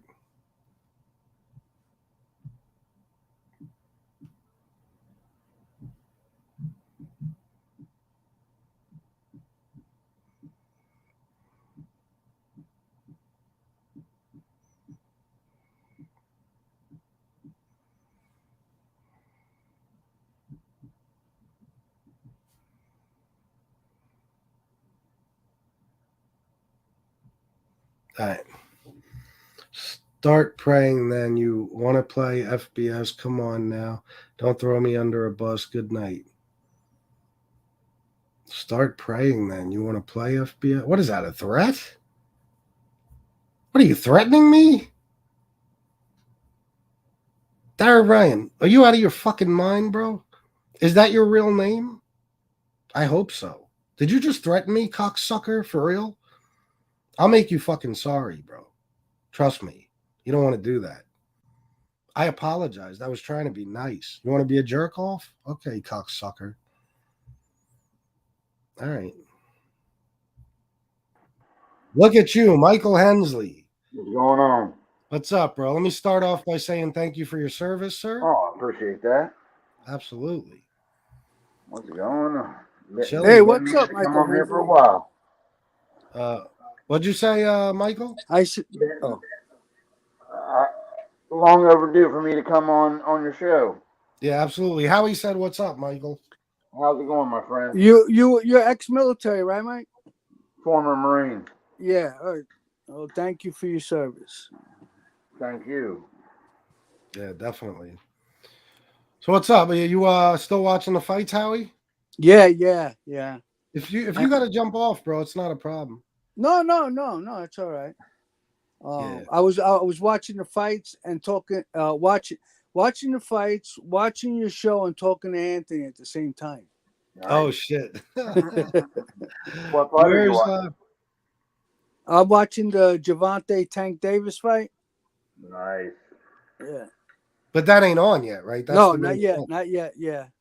Sorry, Who's watching now? What is it now? Middleweight fight? One of the undercards? Right now it's Ellis. I believe it's a welterweight fight. Oh, okay. Yeah. That's what's up. Yeah, I'm a little out of touch. Got this promotion at work, and I'm living in a hotel half the time. Feel like I'm lost in Mob Tube. Yeah, I think we all are, bro. I've been lost in Mob Tube for well over a year and a half now. Nice. Yeah, and now Howie's lost in it too. Awesome. Yeah. All right, we're lost together, right? Yeah, definitely, bro. Who was threatening you, FBS? This Darren Ryan, bro. Come Is and he a get new it. guy? He ain't no more. No, I don't know. Now he's being, I don't know, bro. Whatever. Just don't threaten me, Dan. We could be all right. Just chill. All right? Right. It's not a big deal. I was trying to be fucking nice. I might have went off the deep end in the beginning, but I tried to make up for it. You know what I mean? It's all we can do in life, right, Howie? Yeah. Try to make up for our past indiscretions. That's it. Hey, I was listening to that audio that you sent me. Man, it gave me chills through my body. Bro, that's screaming and him yelling, hurry up, and the Xana thing. You know what I mean? It just, bro, it kind of paints a picture for you. Like, we talk about this crime and stuff so much, and, it's almost entertainment to an extent, but rarely do we ever sit back and think what these kids went through, the horror they fucking felt when they saw this guy coming at them, or when they saw their friend being butchered and they knew they were next. You know what I mean? Yeah. Bro, I looked at the layout of the house and the way things were most likely set up on the night of the murder. Kaylee and Maddie, bro, they were in a single bed together. Single. You know how small that is? And I went on Kaylee's Instagram. All right, and if you go on her Instagram, she has I guess you call it a slideshow. On Instagram, you could put like 10 pictures on. You got to flip through them. Mm-hmm. Bro, it was pictures of her and Maddie every year since they were like 5 or 6. And it's fucking heartbreaking because it's like, oh my God. I mean, they were like sisters. They were best friends. Their parents basically, each set of parents basically raised both of them. You know what I mean? And they lived together and they fucking died together. It's horrifying, man. And it was the boyfriend who was calling out to her, right? Yeah, I think so. As Ethan was calling out to Xana, yeah. Yeah, and the guy he sliced the back of his legs to make sure he bled out. Ooh. Yeah, I think so. That's what I heard. That's what Yeah. they said. They said they cut him down to his hamstrings. I mean, fuck. 7-Eleven Mike 456. Thank you. I like that. 456 like CeeLo. Nice. Joey Frakes, $5. Howie Mike FBS. Good evening, gentlemen. Good evening, Joey Frakes. Good evening, Joey. Good evening. Good evening. Thank you for the donation. Yeah, bro. I don't know. It's sad, man. It's so fucking sad to listen to. Like, have to die like that. Horrible. I hope this motherfucker, man, because there's some story going around that he was in the jail he's in or whatever. Some black guy threatened to kill him. You know what I mean? And you know, he said he didn't do anything to the guy, whatever. You know, the guy said, "I'm going to kill you." He said, "I didn't even do anything." They said something like, "Why were you in Idaho?" Then he said, "The shopping is better there." Some bullshit. But I'll tell you what, man, I fucking, as much as I want to see him go on trial and spend the rest of his life suffering in prison, I would love for a couple of guys to get a hold of him right now, like they did to Dahmer. Brutally beat him, right? Yeah, but make it last. Yeah, make it last. Drag Make him him into a scream fucking cell. and beg him to stop. Hey, let him bleed out. Yep, drag him into a fucking cell and just go to work on him. 3-4 guys, you know what I mean? And just fucking make it last. You know, like gas pipe did to Jimmy Heidel. Put him, you know what I mean? Like fucking, oh, bro. Make him look like the Elephant Man. Yeah. Right. Yeah, bro. Because that's the real. Listen, this guy knew one of two things when he committed this crime. He's either going to get caught, and if he did, he was going to spend his life in prison, or he was going to be forced to take himself out. You know what I mean? He was prepared for either one, I'm quite sure. Even though he thought he was super fucking smart. So I don't think that's punishment enough, either one, death or life in prison. I think this motherfucker needs to be tortured. Hey, hopefully they cut this cocksucker. Hey, hopefully they cut him 3 different ways: deep, wide, and continuously. Oh, bro, I wish they'd let Kaylee Gonsalves's father at him. All the fathers, right. But you could see it in his eyes. Kaylee Gonsalves's father said today, "I'll forgive him." Basically, what he said is not in so many words, but when he's dead. He said, you know, the only justice, it's not life in prison where he gets to stay in a room and read books and get 3 meals a day. The only justice is the ending. In other words, his death. Without a doubt. And then he said, after that, I'll forgive him. I won't hold on to the hatred. Absolutely. You know what I mean? That sounds fair. Yeah. That's not an unreasonable request. No, not at all, bro. You wouldn't think. Yeah, man. I listen, I hope we get some, well, not just us, especially her parents and the people who love the victims, but I mean, all of us as a country, I hope we get some fucking satisfaction, some real satisfaction. You know what I mean? This fucking guy. But the funny part is, Howie, this guy, I hate to say it. I mean, I'll repeat myself one more time. A higher education does not make you smart. This guy made rookie fucking mistakes. I'm telling you right now, I was nothing but a 2-bit drug dealer. And if I'm going to kill somebody with a knife, the sheath is going to be attached to my goddamn fucking belt. It ain't getting left behind. I'm not driving my own car. I'm not going to drive around with my goddamn cell phone while I'm stalking these people so it can be traced back to me one day. You know what I mean? I'm not doing these fucking things. You know what I mean? It's crazy. Even if he didn't have the knife on his waist, when he took the knife out, put the sheath in your pocket. Yeah. But that goes to show he wasn't as prepared as he thought. You know what I mean? Because he was probably frantic too. He was probably as scared as they were. Right. You know what I mean? Swinging like a madman and dropped the fucking sheath. And that's probably what happened. But you know, who knows, man? I just, this guy wasn't smart, man. There's so much proof of that. You know, you turned your phone off, you took it with you to the murder, and you fucking turned it off rather than just leaving it at home so you could say, I was sleeping. Look at my phone. I was home the whole time. Who leaves home without their phone? No, instead he takes it with him so they could trace him part of the way to the goddamn scene of the crime, and then he turns it off before he gets there. Leaves it off until after the murders. He just recorded it. Yeah, he leaves it off until after the fucking murders. Like, that's not a dead giveaway. Right, Lord. I mean, I was thinking like there was 3 girls there, right? So one of them, at least one of them had to have gotten up and gotten up off the bed, no? Well, that's what all the yelling. They think that Xana They think that Xana was most likely not even in the bedroom.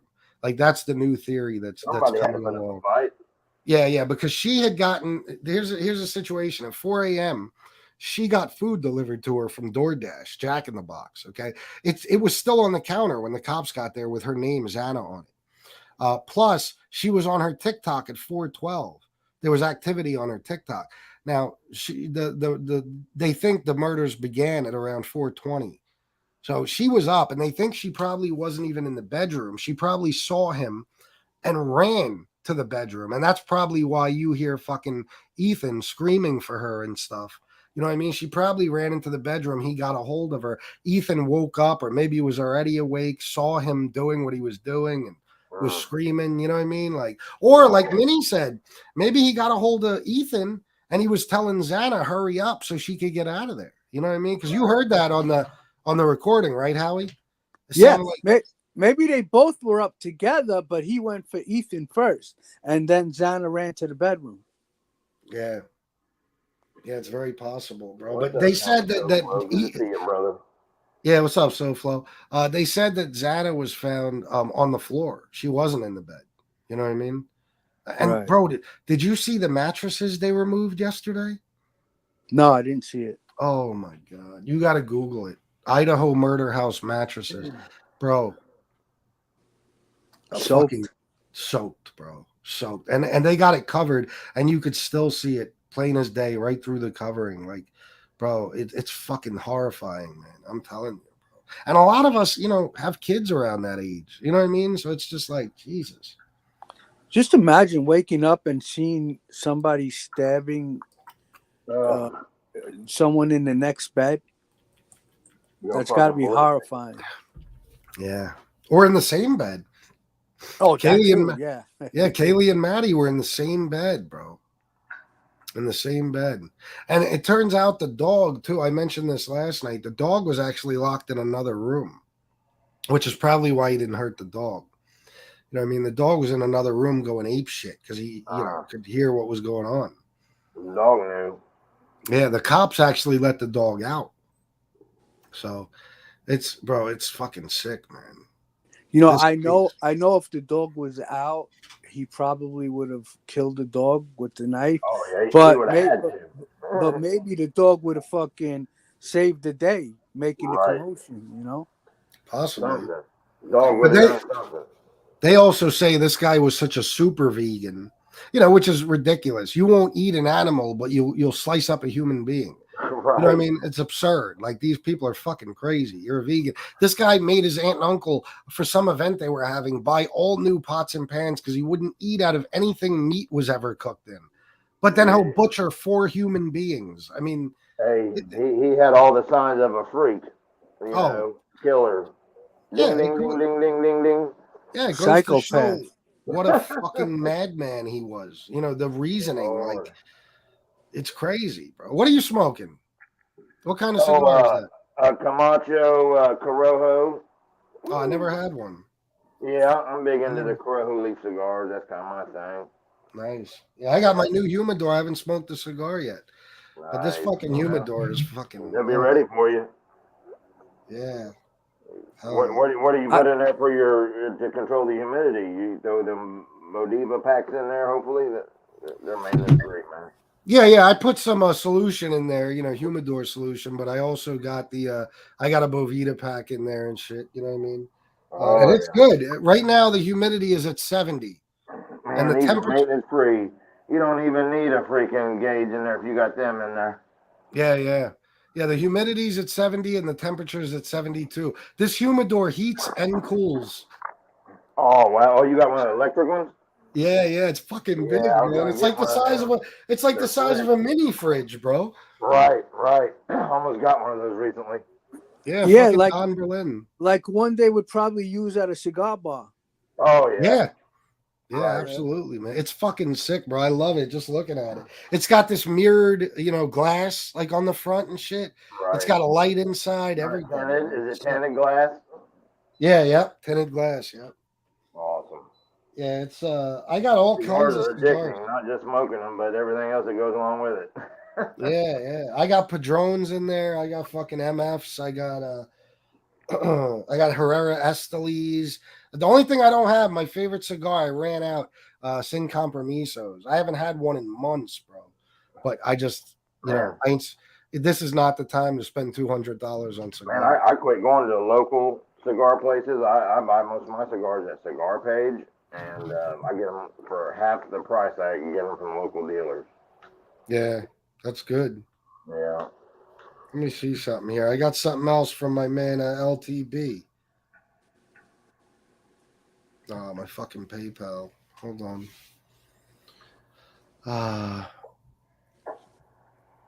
Hey, I can't wait to find out what the true motive was. Yeah. Bro, the way it seems, the only thing we could chalk it up to is the incel thing. The only thing anybody could chalk it up to is the incel thing, and like Frank said, the thrill kill thing. This guy thought he was so smart, he was so arrogant and educated, he thought there's no way he could get caught. That's number one. Number two, every incel's target is beautiful women and the guys that they fuck. Seriously. Every single incel, and the incels are campaigning right now, free bryankohberger. Like they're raising money for a defense fund. It's insane. So just like Elliot Rodger, this sick bastard was making videos every day, right, from parks and shit, where he was pointing out pretty girls who were making out with guys and shit like that. He would express his outrage towards them because they didn't want him. He couldn't get girls. And finally, what did he do? One day he grabs a knife, he kills 3 people in his apartment, 2 roommates and a visitor. Then he goes to the USC or UCLA camp, one of those, a sorority house. He can't get in the house, so he kills a few girls that are standing outside, pretty college girls. Then he gets in his fucking car, drives past the convenience store, shoots that up. Then he gets chased by the cops. He hits somebody on a bike while he's speeding down the fucking street. Finally, he gets in a car accident. He's in a shootout with the cops. He turns the gun on himself. You know what I mean? Their targets are always the pretty girls and the guys who can get them. You know what I mean? So I think this guy may have even had interaction with Kaylee or Maddie where he hit on one of them and they fucking waved him off. I think he had a particular, I think he had a particular hatred for those 2 girls. So he stalked them for a few months. He got their patterns down. And you got to remember, too, one thing a lot of people are forgetting, Kaylee was not living there anymore. She was not supposed to be there.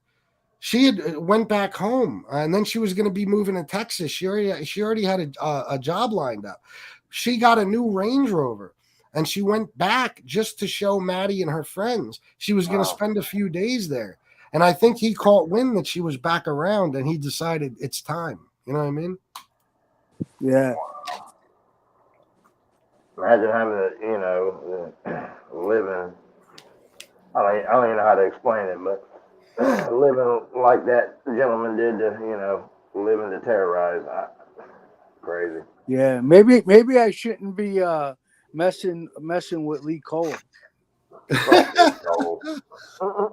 Listen, as long as he doesn't see you with a pretty girl, you're okay. That's when incels get mad. You know what I mean? That's right. So then I can never show anybody a picture of any of my exes. No, you shouldn't. No. Absolutely not. No, they go after you. Yeah, and MRE too. Well, MRE's gay, so as long as you don't show a picture of yourself with any good-looking dudes, MRE probably won't target you. He won't get jealous. You know what I mean? He might tell on you for something, but he won't target you. Yeah, he's clear as a football bat. As a football bat. That one's good. That was good, bro. Let me see here what I got. My man LTB again, no message, just 1085 from LTB. Thank you so much, my friend. Thank you. Not bad. Between LTB and Steve Cutler, I got $75. Can't complain. Nope. Frank Fiordolino said Lee Cole isn't an incel. He's an imbecile. he's both. He's both. A class of his own. Come on, Frank. We need some of your sense of humor. Hey, whoever wants to come on, Yeah. drop the link just in case he wants to. Yeah. I enjoy his commentary. Yeah, Frank's good. Hey, Mike, did you hear? Evidently, Sammy the Bull must have killed 2 more guys within the last few months because Lee Cole said he killed 21 people. I would say 19 is an odd number. Yeah, it's 19. Crazy, bro. How could you not, like, all right, say you're a mob novice.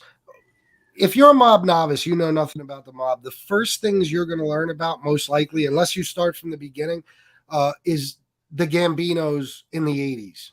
You know what I'm saying? That's because that's what most documentaries and stuff like that are on, really because of John Gotti's time as boss and all that shit. I mean, it's Mafia 101 to know Sammy the Bull's body count. You know what I'm saying? Like, oh, yeah. It's like getting the Castellano hit wrong. It's like blaming the chin for the Castellano hit. You know what I mean? How could you do that? It's like, yeah, when Gaspipe had Castellano killed. Well, hold on, Lee. Hold on. You got something wrong there. Yeah, that's the first 3 things they tell you when you join the mafia genre, you know? Exactly. It's like saying, like, John Gotti killed Joe Colombo to become boss. Yeah, exactly, bro. Yeah. Crazy. What's up, Frank? What's up, my man? Hey, how's everybody doing? Good evening, sir. Chilling. How are you? Who do we have on the panel? Michael Hensley.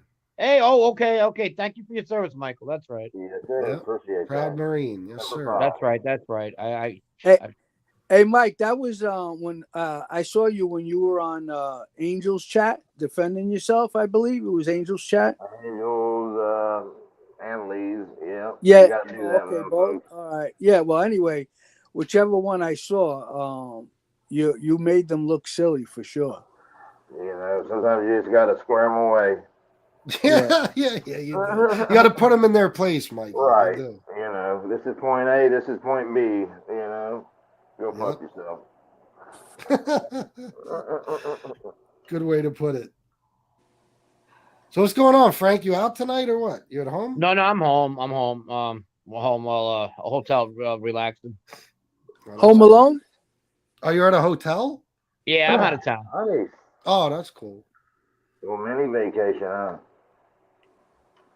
Hey, Frank, did you buy those binoculars you told me about? Yeah, the ones that you can see at nighttime.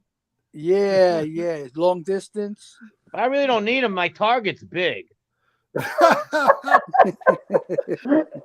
loud. I have a feeling I know just how big. I could hear him eating from about 90 feet away.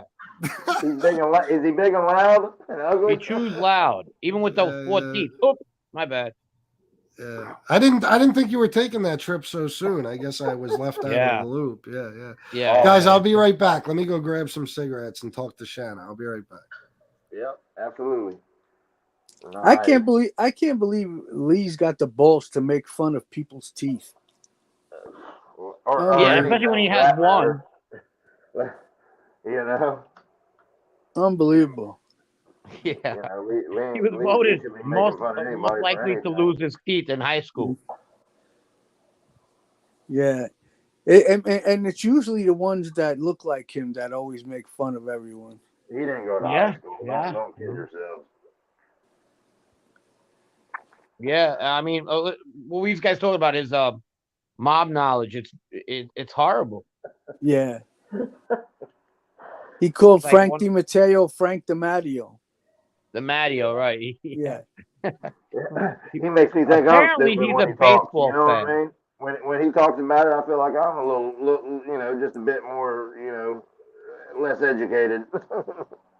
I mean, I guess the mob genre is a hobby, like knowing about it. Hobby. I mean, you think he'd bring more to the table. That's all. And then he lied. He just blatantly lied. He said to the kid that he was interviewing that he got into the mob genre by mistake. Well, no, what did he use the word? But yeah, by mistake. Yeah, that's what he said. He said that it started when he interviewed Johnny A. Light. Yeah. The guy was on here 2.5 months before that. You know what I mean? I'll tell you what happened. It was an accident because he never knew anything about the mob. His channel was all this crazy politics bullshit. Trump.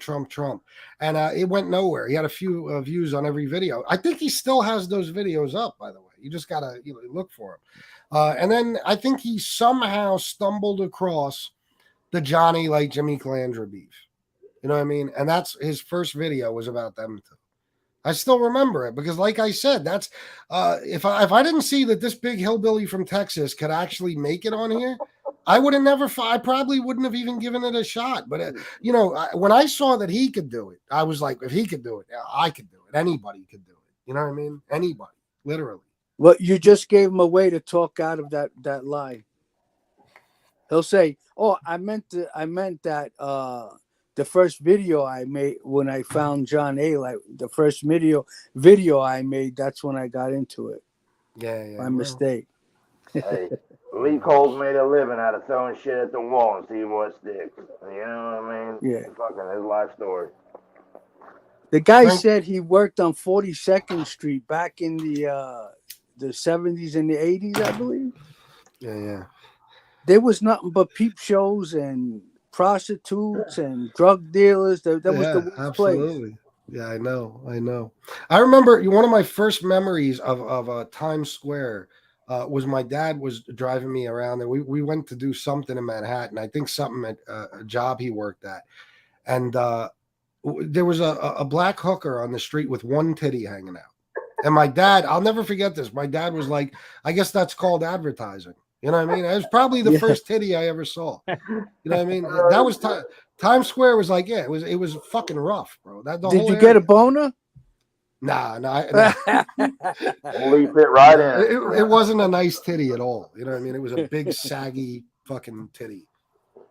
We were lucky. We had Playboy books when we were growing up and all that. All of us here, I guess.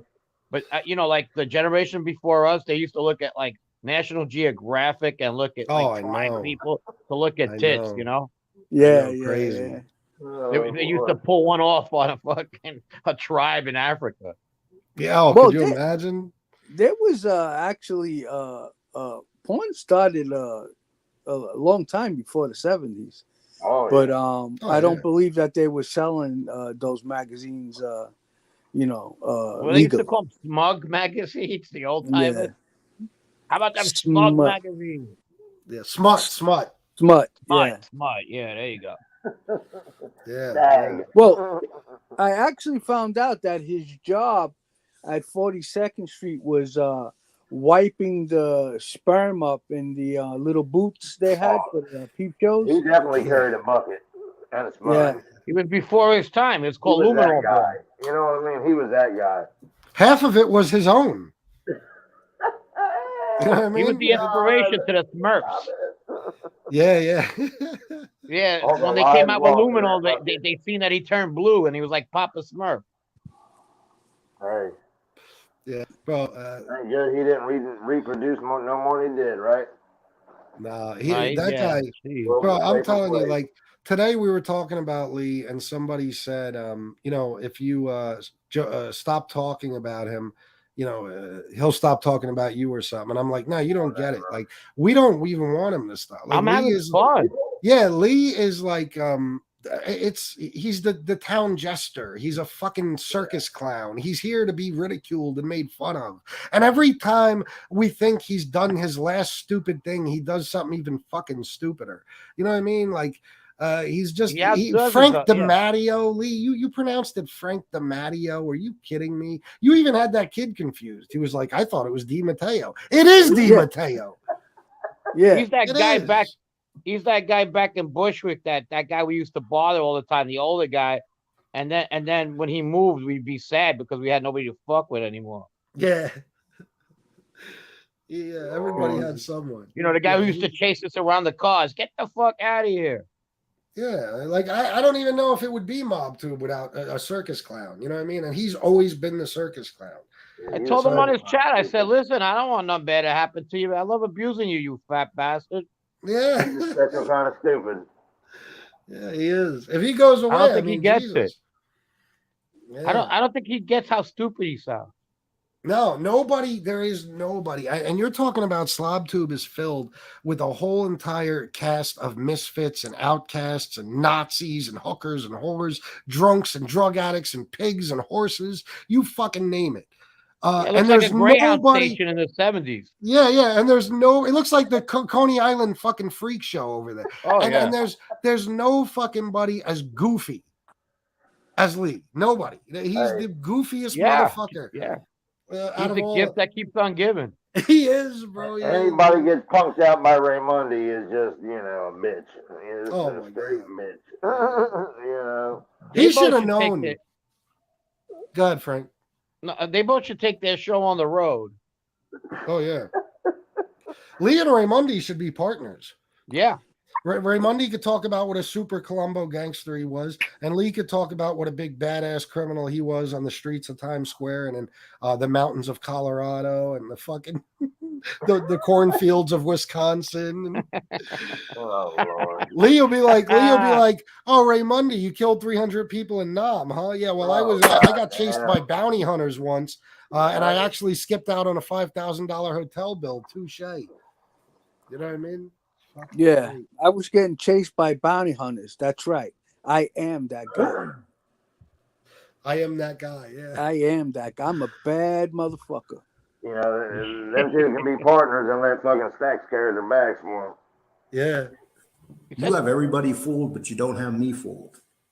You are what you are. And Angel Gotti, you're using him like you tried to use me. And when you couldn't use me, what did you do? You sent your little bitches after me. I smacked the shit out of one of them and he shut the fuck up and he let me know. Called my fucking house and said to me, oh, please don't come after me. That ain't nothing. That ain't nothing.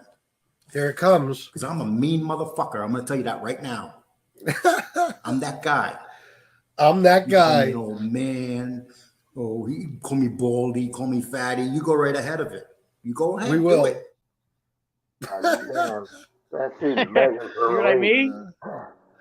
Oh shit! Now, so we can call him what? Old man, baldy, and fatty. Oh, All right. Unbelievable. fuck. You can't Lee, if unsee you're certain listening, things.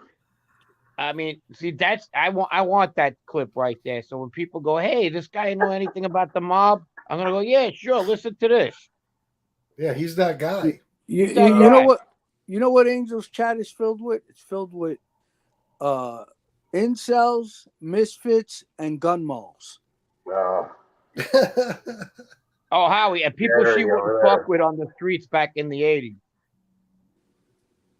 If what? People see what? She wouldn't fuck with back on the streets in the 80s. Yeah. oh yeah, without a doubt. None of them. You don't Because know the your father name. wouldn't allow it. None of them. Lee who? The father wouldn't allow her to hang out with those Yeah. people. I think if John Jr. got a good look at her fucking panel one night, he would be fucking up in arms. He would go fucking. Come on. Do you really think that he doesn't fucking he doesn't know what's going on? I think he knows she's on here, and I think he knows that she. I don't know, battles it out Howie. with- You I'm think? not Wait. disagreeing. I don't know. Not to a full She is extent. remember she is the older sister.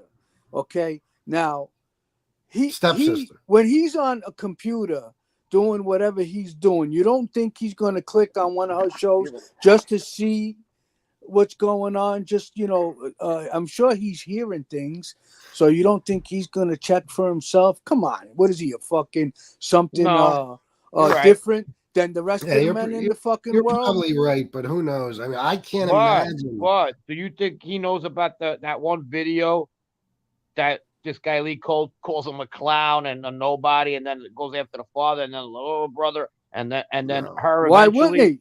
Why wouldn't he?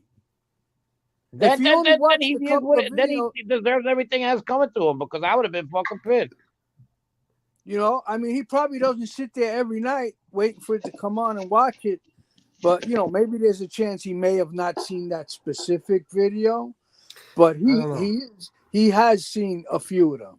Without a Yeah, doubt. listen, possibly, but I have a hard time thinking he knows everything that goes on, like who she's friends with and stuff. Even though it seems impossible that he doesn't know. Let me tell you something. I Let me don't tell know. you something about that world. All right, the world we come from. Okay, there's always always people coming to you and telling you what's going on in the neighborhood. Yeah. You don't think John Jr.'s got blowjobs coming to him and telling him what's going on in his sister's YouTube channel? You know? Well, Damien. He's definitely got a couple. Damien and Chicky first. Well, Yeah. why does he allow it? Why does he allow it? You think he has no power over her? She's his older sister. He can't tell her what to do. Yes, he can. I'll tell you why. He is the glue that holds that family together. I'm telling you that most of them are supported by John Jr. He's the one with the money. I have good reason to believe, I might have seen some paperwork that leads me to believe that Angel was given her house by him. Okay? Things like that. Listen, he's got all this movie stuff going on and all this different shit, documentaries and everything. I just can't believe he would allow her to ruin it. I mean, she said just recently, if either of my brothers found out about what goes on here, I would shut my channel down and leave. She's lying. Yeah, I think she might be lying. You're probably right. We can agree to disagree, but I'm telling you that Angel is the type of person that she will not give in. Look what she did with you. Right. She will not ever give you any satisfaction. She won't do it. She's stubborn, and the money that John has is probably some of that money is probably money that his father gave him. So you know he's. I don't think he's given her a gift by taking care of her. Well, I think he's sharing the inheritance. You're probably right about John knowing everything. I'll give you that. But as far as his father giving him money, that I don't believe. I'll tell you what. And I was with FBS partially, but at Howie's argument there, the Kasparosa situation. Why didn't he step in and say, "Hey, leave him alone. He's been with us for a long time." See, he doesn't go against her for some reason. Kasparosa freaking. Not for nothing. Kasparosa said that he went and told her brother. Oh, he did. And but he wouldn't say how much he told her. You know what I mean? He told John Jr. No, listen, he went and told John that his sister's making an asshole out of herself and has people attacking her on YouTube and whatever else he may have said. But of course, he's not going to tell you everything he said. But you don't think he told him everything? Come on. I think I'll tell you why I think you're right. But you know, when I really think about it, is that she's been making an ass out of herself for over 20 years, and I think he's used to it. I think he knows what he's dealing with when it comes to her. You know what I mean? Like the Fredo in the family. His goal, if he does know about everything, his plan is probably to just stay as far away from it as possible. Yeah. Well, just think about this, right? It all started out with her legitimately sticking up for her family, you know, against Eli. And it's just only recently that it's evolved into this, you know? So he probably, all those years that she was fighting with Eli and, you know, doing whatever she was doing on the internet, you know, he was probably okay with it. But, you know, I'm sure it's got to bother him a little bit, to hear about what she's doing now and how people are talking to her and disrespecting the family's name, and it's her fault, you know. Yeah. And I just believe that she's the type to be like, you know, you can't tell me what to do and just do it anyway. You know, what's he gonna do? Clip her? He's not gonna keep the money from her because then the whole family's gonna get pissed off about it. Yeah, you know? I just don't. I don't agree. You might be right. I don't know. I still have mixed feelings about how much he knows. Just because I think that the people that are around him that know about this really have firsthand experience with it, like Chicky, like maybe even Kasparosa. I think they depend on him too much. They're afraid to even irritate him a little bit. I think that his friendship to them is kind of like. I don't know. They're claiming to fame to an extent. And that's not meant as an insult to anybody. It's just an observation. I'll tell you another thing, too. You guys don't have... Do you have any idea how much money John Sr. was bringing in? And John Jr. was the only one in the family that set up legitimate businesses, trucking companies. He bought commercial properties. You don't think that his father was giving him money to hold on to and put it in the business and, maybe little bits, but no. Yeah, I mean, but of course it wasn't a lot. everybody around him has said the fucking guy gambled every dime away he ever had. You know what I mean? Like, I don't know, man. I don't think he cared. Look what John Jr. said. Do you think John was gonna gamble away and leave himself without a dollar? Come on. Listen to what even John Jr. said about his father. His father You believe him? To an extent, yeah. No, I believe him because we know these things to be facts. We know that he was a degenerate he was gambler. a degenerate gambler, 1,000%. Yeah. But is he going to leave himself penniless? Come on. What is he going to He believed he was going to die or go to prison. That's what he believed. You know what I mean? I don't think he cared. He hated his fucking wife. He thought he was right. Yeah, he hated them. I don't think he gave a fuck. Look how he He talked didn't about give a shit. Listen, you don't understand. I'll give him credit. I know guys who fucking gamble just like he did. And they're still always walking around with knots in their pocket. I just don't believe that he would be that stupid. You know what I'm saying? And the guy was making millions, he wasn't losing millions a week. Look at Anthony Arlotta, bro. Look at the stories he told us the other night. The fucking guy lost everything gambling. Yeah. You know what I mean? Absolutely. Yeah, but FBS, do you understand how much money John Sr. was making? Yeah, absolutely. I also know that you can gamble any amount of money away, any amount. Do you think that a bookmaker is going to take $100,000 bet? If John Gotti wants to absolutely not. They're not going to take $100,000. No, but will 10 different bookmakers each take a $10,000 bet? I mean, the guy fucking he would bet all over the place. He bet with different bookies all the time. Well, listen, we'll agree to disagree because without a doubt, he gave Junior money to hold on to and invest it, put it in the business to hide it. That he did. Yeah, I think he did. I don't think he was going to spend everything, Howie. That he didn't give any money. No. I said, do I think he gave little bits to Junior here and there to invest? Yes. I do not think, though, that he left them with anything. Little bits is like 50, 100,000. Here and there, yeah, here and there. A bit of money he blew while he was in prison. Yeah, if he got a fucking grocery bag full of money, he probably gave a good bit of it to Junior every now and then. You know what I mean? That's why Junior's feeling obligated to help his family out. Do you think if he was only climbing back up out of coming back from all those trials and spending all of that money, and he was climbing back up with his own money, that he would feel like obligated to everything I've seen take care of everyone? From John Jr. and everything I've heard from people close to him is that he's exactly that guy. When his father died, he felt it was his duty to take over his father's role in that family. I've absolutely heard that from people who are close to him.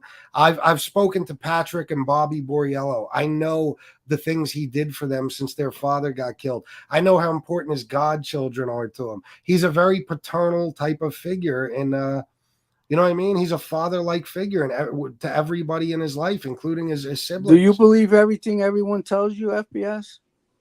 No, bro, but absolutely Howie, not, right? Howie, it's not everything everybody tells me. You're talking about his god kids. You're talking about people like that. You know what I mean? You're talking about people who were in business with him. You could read Sammy's book. Did Sammy lie about a lot of shit? Sure. All of it?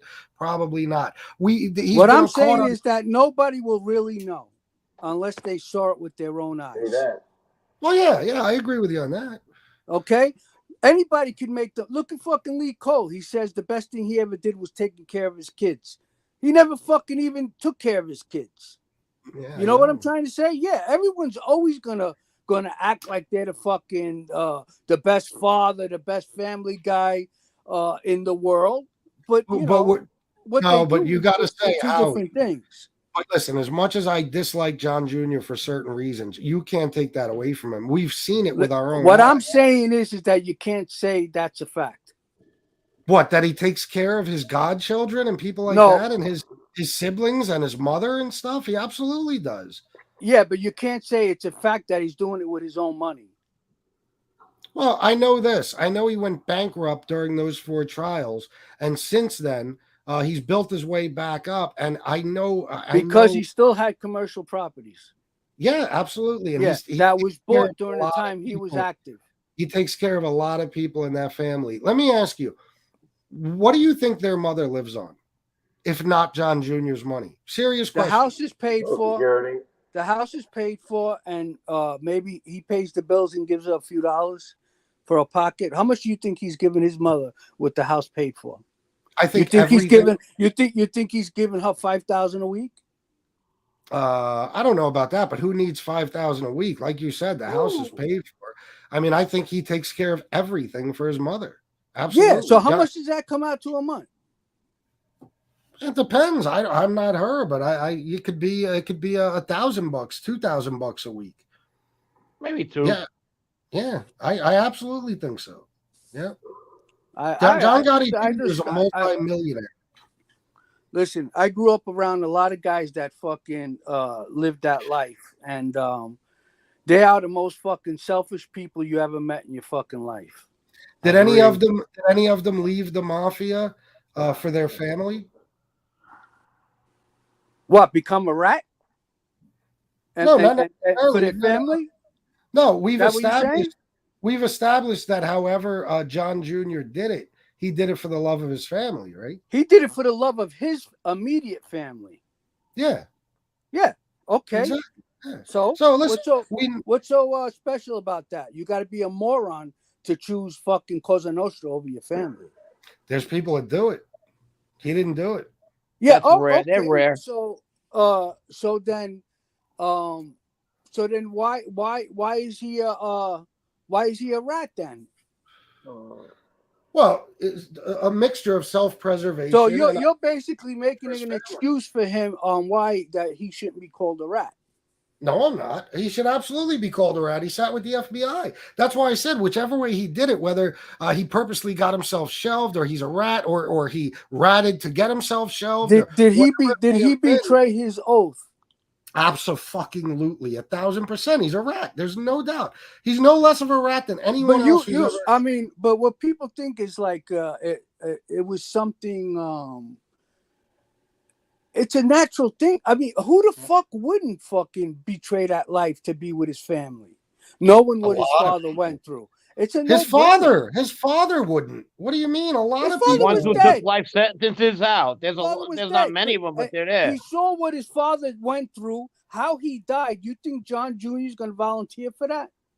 No, but you're asking. Not in his case, no. You're acting like anybody would do what he did. They absolutely wouldn't. His father took a life sentence and said, fuck his family.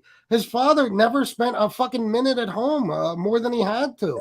His father spent his life at social clubs and nightclubs. You're right. You're right. I'm wrong. You're right. Why are you getting mad, Howie? It's agree to disagree. What happened to that? I'm trying to give you fucking knowledge, but you just want to believe everything people tell you. Oh, you're actually getting pissed off at me? No. All right, well, Jesus. We agree to disagree. Cut it out. All I know is Angel Gotti reminds me of my ex-mother. How he's so laid back. I never thought I'd get in a. How much is he taking care of his brother Peter? How much is he taking care of him? Man just feels passionate about it. I don't think you can take his care brother of Peter. Peter had to move back in with his mother. Yeah, he's a degenerate gambler. Yeah, but he did live with John Jr. He lived with John Jr. for quite some time. Yeah, so did he take care of him? Did he make him part of the businesses he's into? I don't think you could do that with a degenerate gambler. I'm not saying that I know he would have if he wasn't a degenerate gambler, but I think in Peter's situation, even family has to be very careful. This dude is almost 50 or in his 50s, and he lives with his mother. It's not good. So he's obviously got some serious fucking issues when it comes to handling money. Yeah. Yeah, I just don't believe that fucking that John Jr. is this extraordinary fucking man. If he didn't have all the money when he fucking all that money that he earned He wants from you to the believe life, he is. do you think that he would be doing the things he's doing now? It's easy to be generous when you fucking got a lot of money. Oh, absolutely, but I don't disagree with you on that. Yeah, I'm Forgot not about saying. this other sister too. She has money. Yeah, She has had to money. fucking do the show. She was behind on her mortgage and her fucking bills in her house, according to what everybody says. I guarantee it. She But had to do the Gotti show. yeah, but I think she wanted to do it too. I mean, she's a fucking. All right, you know. so now you don't believe what everybody said. No, I believe she needed the money, but I think that she wanted to do. I don't think her arm was twisted to do that show. John is obligated to help his family because a part of that money was his father's money. You're probably right. Yeah, of course. It all stems from his father, Howie. If you come down to how was he going to be in the? Would he even been in the mob if it wasn't for his father? That's my only point. That's my only point. But I agree with you. Why he's taking care of his family is because he has to. He's obligated to. Yeah, I agree 100%. I mean, if John Gotti was our father, shit, we'd be in the same situation. We knew how to fucking shoot a gun. What the fuck? I mean, it wasn't you know. Listen, I wasn't there, but I highly doubt John Jr. would have been anybody in that life if it wasn't for who his fucking father was. So, no, you could absolutely attribute every dime he made with real estate investments and shit to his father. I just don't think his father... You don't think his father was the reason he even got started with those businesses? Yes. Yeah, of course. We know that though. That was I think to some extent he was smart enough to invest it in those businesses. Yeah, his money management skills were better than his dad. That's what he's saying. A guy in his position, right? He doesn't even have to do anything. Everybody's tripping over themselves to fucking do something for him. Construction, build a house for him, give him a good deal on the fucking project. They're just falling all over themselves just to be involved with a guy. That does make a lot of things fucking different. He had Vinny Zolo with the fucking concrete company, would do anything he fucking said. You know, it's really a lot easier to do all the things he did when you got people that will just throw themselves at your feet. I agree 100%, bro. There's no doubt about it. Yeah, of course. Yeah, we're agreeing with you on that, and also that, you know, that if it wasn't his father, what would he be doing? You know what I mean? Or maybe he probably would have been a knock-around guy, but he wouldn't have been the fucking active boss of the Gambino family eventually. We knew many guys that fucking had more balls than he did. Like he said in that one documentary. Yeah, you know what I mean? The reason why I get annoyed is because everyone you're trying to paint fucking John Jr. as this fucking saint. This loyal fucking devoted fucking family member that would fucking sacrifice everything for his fucking family. I think we all agree maybe with for you his on immediate family, yes, his children, his wife. But that's what I mean by his family. What? I don't mean his street family. That's what I mean, his immediate family. But I don't immediate family. But that's not Angel. That's not no. His mother. That's not Victoria. That's what I'm talking about. Oh yeah, no. No, I think he probably helps them with money and shit. But no, that's not who did what he did to. You know, he didn't do that for them. He did it for his kids. And besides that, like any properties that they may have had, his sister Angel or whoever, you don't think that he was the fucking real owner of that fucking property? Yeah, I do. Yeah, he was just letting them live there. So how much is it costing him to let them live in one of his properties? Probably nothing. That's why I said I have good reason to believe. Somebody sent me a document once that pretty much said that he gave Angel a house for a penny, straight up. Yeah, because he needed to be under her name. Possibly, yeah. Yeah. I've seen people do that for $1 and shit, and then they pay him under the table. Right. So why hasn't he paid the tax liens? Sure. I don't know. Evidently, there's a limit to his generosity, right? Yeah, bro. You act like I'm painting him out to be a saint, Howie. Listen, it's starting to sound that way. I'm an honest guy. I'm honest about what I see, and what I see is, regardless of anything else we can say. But you've never seen anything. FBS. You've never seen anything. You're only going by what Patrick Borriello told you and other people told you. See, now this is where I'm just saying you never really saw for it. Reason, bro. What the fuck? Neither did I. I can absolutely be wrong. Well, okay. Well, then what? So What makes you different? All right, let's just skip the fucking subject. How about that? Yeah, let's talk about Idaho. Yeah. So on a lighter note, because we're giving them ammunition here, arguing about them, and now we're freaking arguing with each other.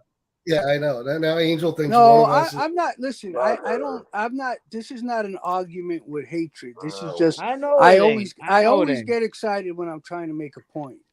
I don't mean. I know you. I don't mean nothing by it. That's just the way I am. You know, I'm quiet, mellow until I feel I have to make a point. But it's nothing personal. All right. It's my own fucking, and it's my own the way I'm wired. That's just a tick. Yeah. Okay. That's fair. But I mean, us arguing over that family and then them watching is fucking ridiculous. Like, you know what it is? Like, I mean, see, like sometimes even like you, FBS, right? Sometimes when you really believe in something and other people just go against the grain and try to say that you don't know what you're talking about, you go in hard on them, right?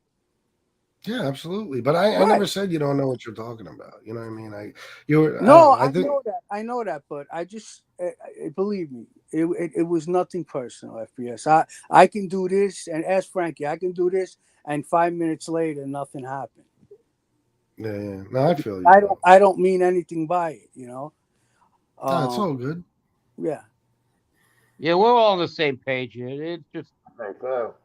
Yeah. I mean, and then my thing is arguing over this is ridiculous because they suck. I just don't think that scumbag family should be painted in any good light. I agree with you. The only thing I was saying is that's something I give him credit for. I think he's a good John family. Jr. gets patted on his back for becoming a rat, and we all get fucking called rats. No, but I agree. I know we all have our reasons for doing what we did. Yeah, and he's absolutely as much of a rat as anyone else. That wasn't even an issue on the table as far as I know. He's not getting excused here. No, fuck no. Bro, I've been saying that for the longest fucking time. Of course, the guy's a fucking rat. There's no way around. He sat with the goddamn FBI. He was queen for a day. He implicated people who are still alive in crimes. He talked about crimes people, including his own father and uncle, were involved in, whether they're deceased or not. He's a rat. There's no doubt about that. There's no doubt. You know what I mean? I just listen. Even if I hate a motherfucker, there's things I've said about Lee Cole because I just won't sit here and lie about him. If there's something honest to say about him, I'll say it. The other night I said, Lee, why did I never call you a chomo like everybody else? Because I don't know you to be a chomo. I'm not gonna lie. You know what I mean? So if there's one thing I see about a guy that might be positive or something, I'm not gonna take that away from him just because I don't like him. You know what I mean? And I'm not saying he's more of a family man than anyone else. I'm just saying that from what I know about him, and you're right, I wasn't on the street. I didn't see him in person doing anything. But from what I know about him, he seems like he's at least that. He's at least a good family man. That's not to say anybody else isn't. Did you see how he behaved right after his trials when he was going in on Johnny A-Light? He lied about fucking 75% of what he was saying. Now, you know what? Johnny A-Light was his partner, was his right-hand man, and Johnny A-Light wasn't a fucking junkie. Oh, yeah, they always lied about that. But I'll tell you, that's one thing I regret is his trial. I didn't pay any fucking attention to it. I wish I would have.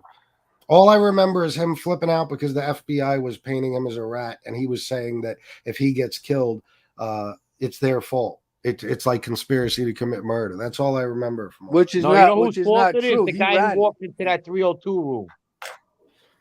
Huh? Oh, that's him. Okay. You know, yeah, and this is for fucking Angel if she decides to fucking say something about this. Fuck you. I don't give a fuck about your fucking family. I never gave a fuck about your father or your fucking brother.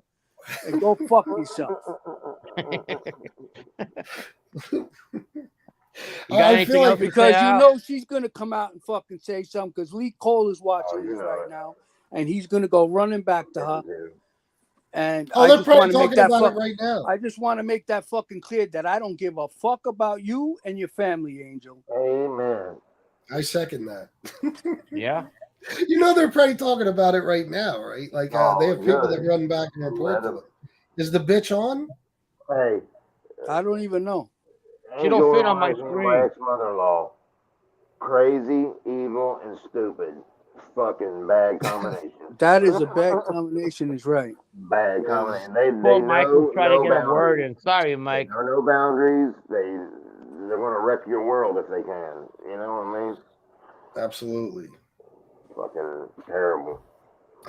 Hey, listen, Anthony Cipollone, thanks for the $20. At least it was good entertainment. You know what I mean? I never thought Howie's so aggravated. He's wound tight. No. Just bring up John Jr., I guess. And I wasn't wound like towards you, FBS. I was just wound at the fact of thinking that other people I know. have painted him in a different light, No, because he's just treated a fucking like you scumbag, said. a scumbag just like fucking every other fucking gangster. He's treated with a different type of I don't know. People treat him like he's royalty. They deny the fact that he's a fucking rat. We see it every day on here. You know what I mean? And that's not at all what I was doing. I was just pointing out one thing about the dude. But I agree with you on everything else. And I absolutely agree too that any money he fucking has is because of his time in the street that was all due to his father anyway. If his father was never born, he wouldn't have had all that shit. I don't disagree with you on that. Any rackets were handed to him. He went up to Patsy Cotti, was a huge heroin dealer, the father, when he became boss. And this is coming from guys that were, I had a Banana family, obviously. That's where I was getting my info from. And a strong captain actually told me. He went up to him and he said, fold the money that your illegal money in half, and then fold it another half, and that's what you'll be giving me from now on. That's 25%. He wanted 25% from one of the biggest heroin dealers between Italy and New York. So figure how much he was making on that guy alone. Right. Yeah, I'm not surprised. Not surprised. Well, that guy owned supermarkets. That was a fucking. He owned Scatoros, actually. And back then, that was a big. Well, he had Key Food too. Key Food, Wall Bombs. He had a lot of places. He was and back then, everything was cash. And he also owned half of Knickerbocker Avenue. Yeah, I mean, there was no fucking debit cards back then. He was the head of the Sicilian Zips in Queens for the longest time. Yeah, the Palermo faction. The Cephalou was actually under him. Well, yeah. Well, okay. Yeah, he was. No comment. No, what I'm saying is I gotcha, but Patsy was the skipper, and Cephalou wasn't a skipper yet. I know. We had a lot of people under him. Right. Doesn't mean that when Cephalou came out, he didn't shoot right to the top spot. I'm just saying that's the way it was in the beginning. Yeah. Because Bobby was supposed to be that person. Supposed to get made and shot right up to skipper and to be acting for Cephalou. But I don't know what happened with that. Cephalou came out and I guess it didn't need to happen anymore. Right. And that was coming straight out of Bobby's mouth. When we were talking about why Johnny Bino got straightened out before him. And yeah. We were having a conversation by those garages around the corner. If you walk out of the cafe, I do. Yeah, but it's dead end. The favorite walk and talk, part. But it's dead end. Yeah. Yeah. The diner's still there. The what? The diner. There's a diner nearby there. Remember? Oh yeah. Oh, I don't know. Bob's Diner. Yeah, that was a good diner. I liked That was it. pretty good, Donna. Yeah. So, what do you guys think about the Idaho thing, man? Oh, don't try to change the subject. We're not fighting, Frankie. Look, I'm looking now. Frankie's doing the right thing, but I'm looking at the chat. Everybody is so fucking concerned now. You know what I mean? Like, I don't know. I'm not looking at the chat. What are they doing? No, I'm used to Everybody's him. When he worried. gets heated, that's how he gets. I get it. And he's your friend. It's just that's the thing of Yeah, the I moment. know. That's how he's forever. I know. Yeah, We I both don't have a mean pride. nothing by I don't even it, but pay. I don't pay attention to it. It happens with us all the time. I just you know, it's not an excuse because, but you know, growing up with the guy that I grew up with, he was always fucking yelling at everybody. You know, I don't know. It's just the way I fucking wound up turning out. I don't know. You know, when I feel I'm right, I get excited. Me too. You know, and I'm not Yeah. saying I'm right all the time. Absolutely not. Yeah, But- obviously you both do. But you know, when I do feel I'm right, which I can be wrong, I'll get very passionate. Nothing wrong being passionate. I know. Gunsmoke the Don said if you get clipped FBS, he don't mean nothing by it. Right. He's gonna have to come get me because I ain't going nowhere around Lubbock, Texas anytime soon. Lubbock, that's right. Yeah. We got bigger fish to fry. Howie does. Yeah, true. Just to take this anger out. 450 pounds of it. Take this anger out on Lee, not me. Yeah, I know Yeah, that fat fuck 450 is going to be the one to go running back to her. 50 Did you believe what fucking 450 handsome tuna. Howie said? They got handsome Howie. Yeah. They got all kinds of satisfaction out of that. And I don't listen, and that's gonna piss me off because they're gonna talk like I was defending John Jr. On one fucking thing, I defended him on. Everything else, he can go fuck himself. I told you go after the whole family. What are you talking about? I heard you. Sometimes you leave me with my mouth open. I'm like, what the fuck did he just say? I'll be honest with you. I don't think there's anything you can do to make Angel change her mind about you. Well, we're going on a date. I don't want to. I want the bitch. No, I know you don't want to. Yeah. Yeah. Fuck her. I just don't even want. I don't even want the fucking. I don't even want her saying, even for a second, oh, he was defending my brother. No, I wasn't. No, I was. I said the guy's a good family man. Other than that, he can go fuck himself, and then so can the rest of you. And you know what? Yeah, he is a good family man. I mean, you know, to his immediate family, and yeah, he's probably good. God damn it! But he's probably good to Angel and his other sister. But you know, I don't believe like he's like the one that I don't know how to say it. Like Angel does have to fend for herself a little bit. You know? Well, I'm sure. Yeah, I'm sure. She's got that I just evil think. gene. Yeah. She's she does have a husband. Financial issues. She does have a husband. I think. Where? Yeah. Well, they showed him today or yesterday. Where? Oh, You see him? What do you mean? They're still married? Is he propped up? Did they have him propped up? Well, her husband. His name is Modica. Bernie? Yeah, Vincent Modica. But I thought they got divorced too. I thought that was her third divorce. Wait a minute, not the fucking guy who does like DJ parties. Is that him? You know what? I know the name sounds so familiar to me. Yeah, I think he's like a singer or something. Yeah, you could be right. I don't know, but I know that I've heard that name. Wow, sounds familiar. Yeah, very familiar. I thought in some of my paperwork, in one of my files, I saw that her and him got divorced, but maybe not. Did she present his picture as being her husband? No. Well, if you watch yesterday's video, there's a part where her cousin, I believe, an older guy, makes he's got one of those funny fucking avatar faces on his face, and he's talking like he's her husband, and it makes him look like he's got a smushed in face with two teeth sticking out of his mouth.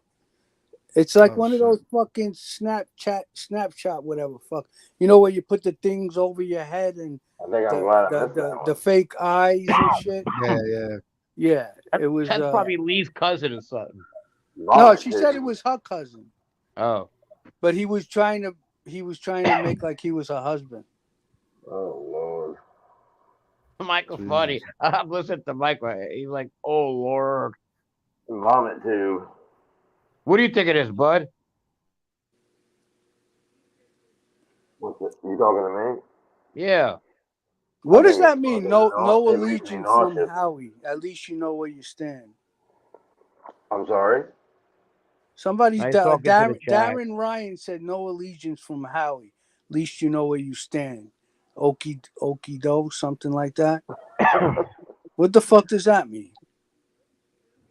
I don't think he knows. Well, I think he's saying that you stand your ground. I don't know what the fuck. Who cares? No, I think he's saying that I have no allegiance to FBS. Oh, Well, I don't know because this guy was just fighting with FBS a little while ago. Oh, Darren Ryan? Yeah. Oh, okay. That's why he's saying that. you're just giving us your educated and complicated. Yeah, he's trying to get you to like the freaking. Because I'll let everybody know right now, I'm never going against FBS. No. Remember this day. I said it. I know no that. matter what. No matter what. We got a line in the sand, boys. We've had conversations behind the scenes, and you know, I feel connected to the guy, to be honest with you. Absolutely. That's right. What's up, Arolata? I see him on the chat. I see Arolata on the chat. I see Chad on the chat. Brooklyn. Bonk, Vinny Chicken Cutlets. I enjoy his commentary. Yeah. He'll give us a fine opinion on this. Yeah, you're not gonna go see me go on another fucking chat and talk bad about anybody. Nah, I know that. I would. I just won't. If there's a problem, if there's a person that I eventually start to dislike, absolutely not FBS, but someone else, I just won't talk to them anymore. I'm not gonna go to another channel and fucking badmouth them. Right. No, that's not drama. You know, that's a calculated move. You know. That's right. Yeah. We got that. Where did FBS go? Where's Gunsmoke at? Why don't he come over and say hi? I don't know.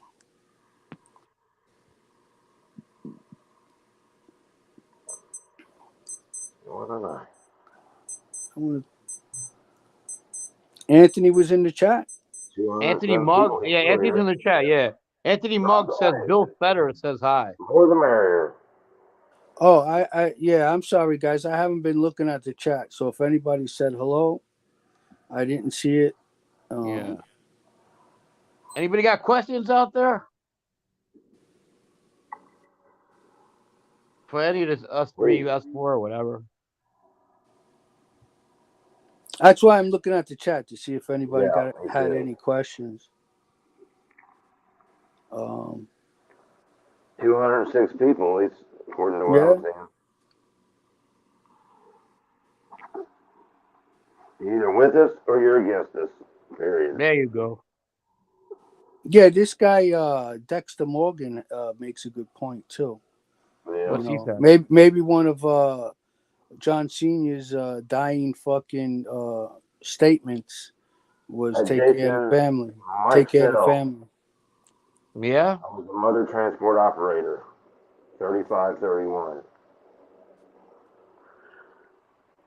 Yeah. Yeah. Not every sibling does that though. What? Live up to their parents' wishes. Believe me, I know. I know, but that's why I'm saying, like, you know, like, people don't fucking give up their fucking money so easy. Nah, you know, even if it is the biggest scumbags too. Even sometimes. if it is family members, you know. Yeah. Yeah, and the person that I feel that he is obligated to take care of is his mother, nobody else, besides his immediate family. That's true. Motor transport operator, Jason, can't truck it, fuck it. Hey, right, Batchelder Street wants to know. I don't want to cut you guys off, but he had a question for you guys. Ahead, Howie and Frank, do either of you know John Panisi or his family? Apparently, his mother, Marianne, knows a lot of old timers. Well, she owned the rest. I do know that his family knows a lot of old timers. I never actually got to meet Panisi, but I was friends with with his friend Mike the Boxer for a short period of time. Then he got arrested. I did see him around, but then he got arrested for the murder. And Mike the Boxer's the one that pulled the trigger, right? Is it? I mean, I know he was there. I didn't know who pulled the trigger, but yeah, I think so. Yeah, but the yeah, only connection. I'm sorry. I'm sorry. No, go ahead. No, go ahead. No, I met Mike the Boxer. Blaze Carrazzo introduced me to him. He was a nice guy. Benicia, I never had a conversation with him, but I seen him around. Yeah, he used to come by the corner, and I guess it was to pick up Mike the Boxer, because I never seen him come inside. Maybe he did. I didn't notice him. I don't know. I got you. No, I didn't know him at all. But the only connection I had to him was the kid who died. I knew the kid Cooper. His last name was. He was from Glendale. I knew him.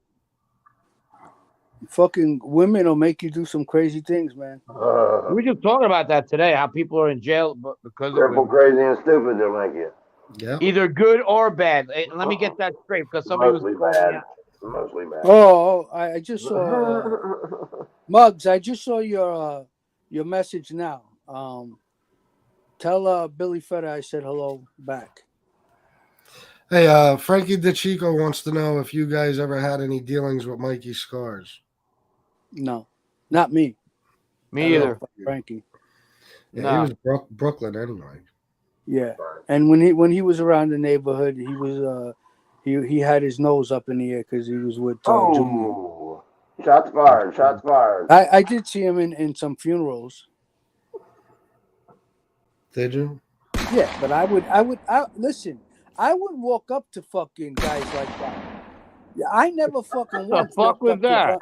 I never once walked up to John Jr. and said hello to him. And I've been in places where he's been there. And unless I was introduced to him, I wouldn't fucking go and say hello to him. Oh, I believe you. You didn't think I had some shots ready? All right, hold on. Damn. Give it about 2 seconds. There you go. It actually doesn't sound like that. It actually doesn't what? It doesn't sound like that in real life. No, absolutely not. It doesn't. Yeah. No, but that's my sound effect. You know what I mean? Why does it keep going? Why hasn't it stopped? Hold on, let me take it. All right, let me get it out of there. William Brooklyn said this is actually a great live tonight, guys. Yeah, I listen. I can't deny that. I'm glad you've had. Yeah, it is good. Very it's good. This is what you want sometimes. Let's call it for what it is. We were being honest. That's all. On here. At least I'm a schmuck. Yeah. No, you're the best. I'm just kidding. But I don't know if you heard me say, FBS. No matter what, you know, I'm not the type of guy to turn against you, and go to other chats and start talking bad about a person, because they disagreed with me. I would certainly hope not, Howie. No, absolutely not. I mean, we've had a lot of conversations behind the scenes, and I really do feel, some type of connection. Oh yeah, definitely. Yeah, I consider you a friend. Yeah, I mean, people that aren't friends don't talk like that with each other. Yeah, and, no, I know. But friends are always capable of having disagreements and maybe, being mad for a couple of days. But that's having an educated. I'm not even mad. To be honest with you. No, me neither, really. Yeah, listen, I know it made for good entertainment, I guess. You know what I mean? Yeah, I guess. I just would rather fight with my fucking enemies any day. You know what I mean? Yeah, of course. Yeah. And how many people in the chat? And I wasn't even fighting with you. I mean, I just get very Oh, I know you get. When I'm trying you get very passionate about things. Yeah. That's that Latino in you. I don't like to lose.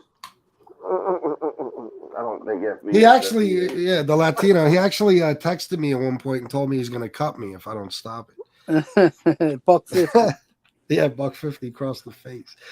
Batchelder Street, FBS, scroll up. What am I scrolling up for? I'm assuming it's another Batchelder. Oh, goddamn. How far? Howie and Frank. Wait, I asked the Panisi question. Yeah. I don't see anything else. Batchelder Street. Jason Mike Seller, Fat Bald Sicilian. You fight with your enemies. You argue with passion with your boys and family. Yeah, of course. Absolutely. Yeah. Yeah, Jason, that's right. And you know what? It wasn't. I didn't become passionate until I felt like John Jr. was being painted in a good light. Yeah, You but know you've what I'm heard, saying? yeah, I know, but you've heard me say I enough don't think you're about now this that I'm dude. thinking about it. I don't think that was your aim. Absolutely not. No, not at all. No, I was. Yeah. There's simply one good thing I could point out about John Jr., and that's it. I've You know what I mean? Everything even else. said that I can't hold anything derogatory against him because he did what he did to be with his family. But Yep. you know, I meant like to be with his immediate family, not to take care of them other fucking idiots. Yeah, no, You know I agree. what I mean? Yeah. Jason Mikesell said, "Howie, are you Puerto Rican?" Just wondering. Now, you've explained this before, but I don't think Jason heard. Yeah, I'm Puerto Rican, but according to ancestry.com, I'm Spanish from Spain and Portuguese. There you go. Look at Pete the Killer's comment on the screen, bro. 1 second, he's hugging and kissing, and now he's getting fucking fresh. FBS, what's right is right. Remember that? He should get some manners, yeah. Yeah, Billy Bats. Yeah, of course. Fucking Billy Bats. You Listen, haven't guys, heard, I don't shine shoes anymore. Yeah. They didn't go up. I don't serve espresso anymore. Yeah, there you go. Frank is not the coffee boy. Yeah, I'm gonna shut it down though, guys, because I just went in to check on Shanna. She's not feeling well. I want to spend some time with her. Yeah. So yeah, okay. I hope she feels better. Thank you for having me. Oh, definitely, anytime. It was bro. definitely a good show, and well, listen. so next time. If at any point it sounded like I was being a little bit too aggressive with you, FBS, I apologize. Ah, it's all good, bro. Me too. But listen, it was two men having a fucking debate. That's all. It's no big deal. That's no hard feeling. Like I said, I consider you a friend, bro. I'm not mad at you. Yeah, I mean, usually when I have a debate, I always want to be right, but it doesn't mean I'm right. That's the problem. Me too. You know what I mean? Two fucking galados, testadores. Yes, very, very good point. Very good point. Absolutely. It's never good, bro. This is like this is why a lot of people don't argue with me. You know what I mean? They know I always want to be right. Good point. But same cause at the end of the day, so that's a good thing. Well, have a good night with your wife, and thank you. Bro. Yes. Take it easy. Yeah, I would like to keep it going, but we're almost at the 3-hour mark anyway. Mike left already? I think he went to do something. Yeah, I think he went to do something. Mike Ben left. He's talking CB stuff. Yeah. God bless Mike. God bless Mike. Yeah, great he's man. A nice guy. Proud Marine. Yeah, that's right. Anybody who fights for this country and deserves the utmost respect. You know, fuck the mob, fuck everybody. He went on at the end of the day, it's our military that needs some respect. He went on either Lee's show or Angel's show, and he debated them. Both, I think. Yeah, Both right. shows. Both. Yeah. Yeah. And they were trying to get him, you know. They were rattling him. Fucking veteran. Yeah. I sound like Lee. Assholes. Yeah. Shut up, Lee. Shut up, Lee. Don't say nothing, Lee. Don't say nothing. Yeah. Are you waiting for Mike to come back, or are you waiting for us to leave? No. It's all good. No, I'll just leave. All right, later, guys. All right, buddy. Yeah. All right, bro. Yes, have a good night, all right? All right, you too, Howie. I'll talk to you soon. Okay. All right. Anthony Aralata said money. Wait a minute. Anthony Aralata, Money Mayhem and the Mafia said, Francesco, can I get espresso before you go? Fucking Frank. Always be the coffee boy, I guess, right? Thank you, Steve Cutler. I hope she does too. I just want to go spend I still got Michael up here. I want to go spend some time with her, you know what I mean? Hang out, lay down, relax. It's almost 3 hours anyway, so I wasn't going to go much longer. You know me, 12:30, 1 o'clock, I want to be done. But it was a good show. Can't say it wasn't. So thank you to Michael for being on with us. Howie, Frank, thank you guys for joining. I appreciate it very much. But that's it for the night, guys. I'm out of here. Thank you for everything. Everybody who donated, I appreciate you. If you want to donate after the show, you could always use the super thanks button.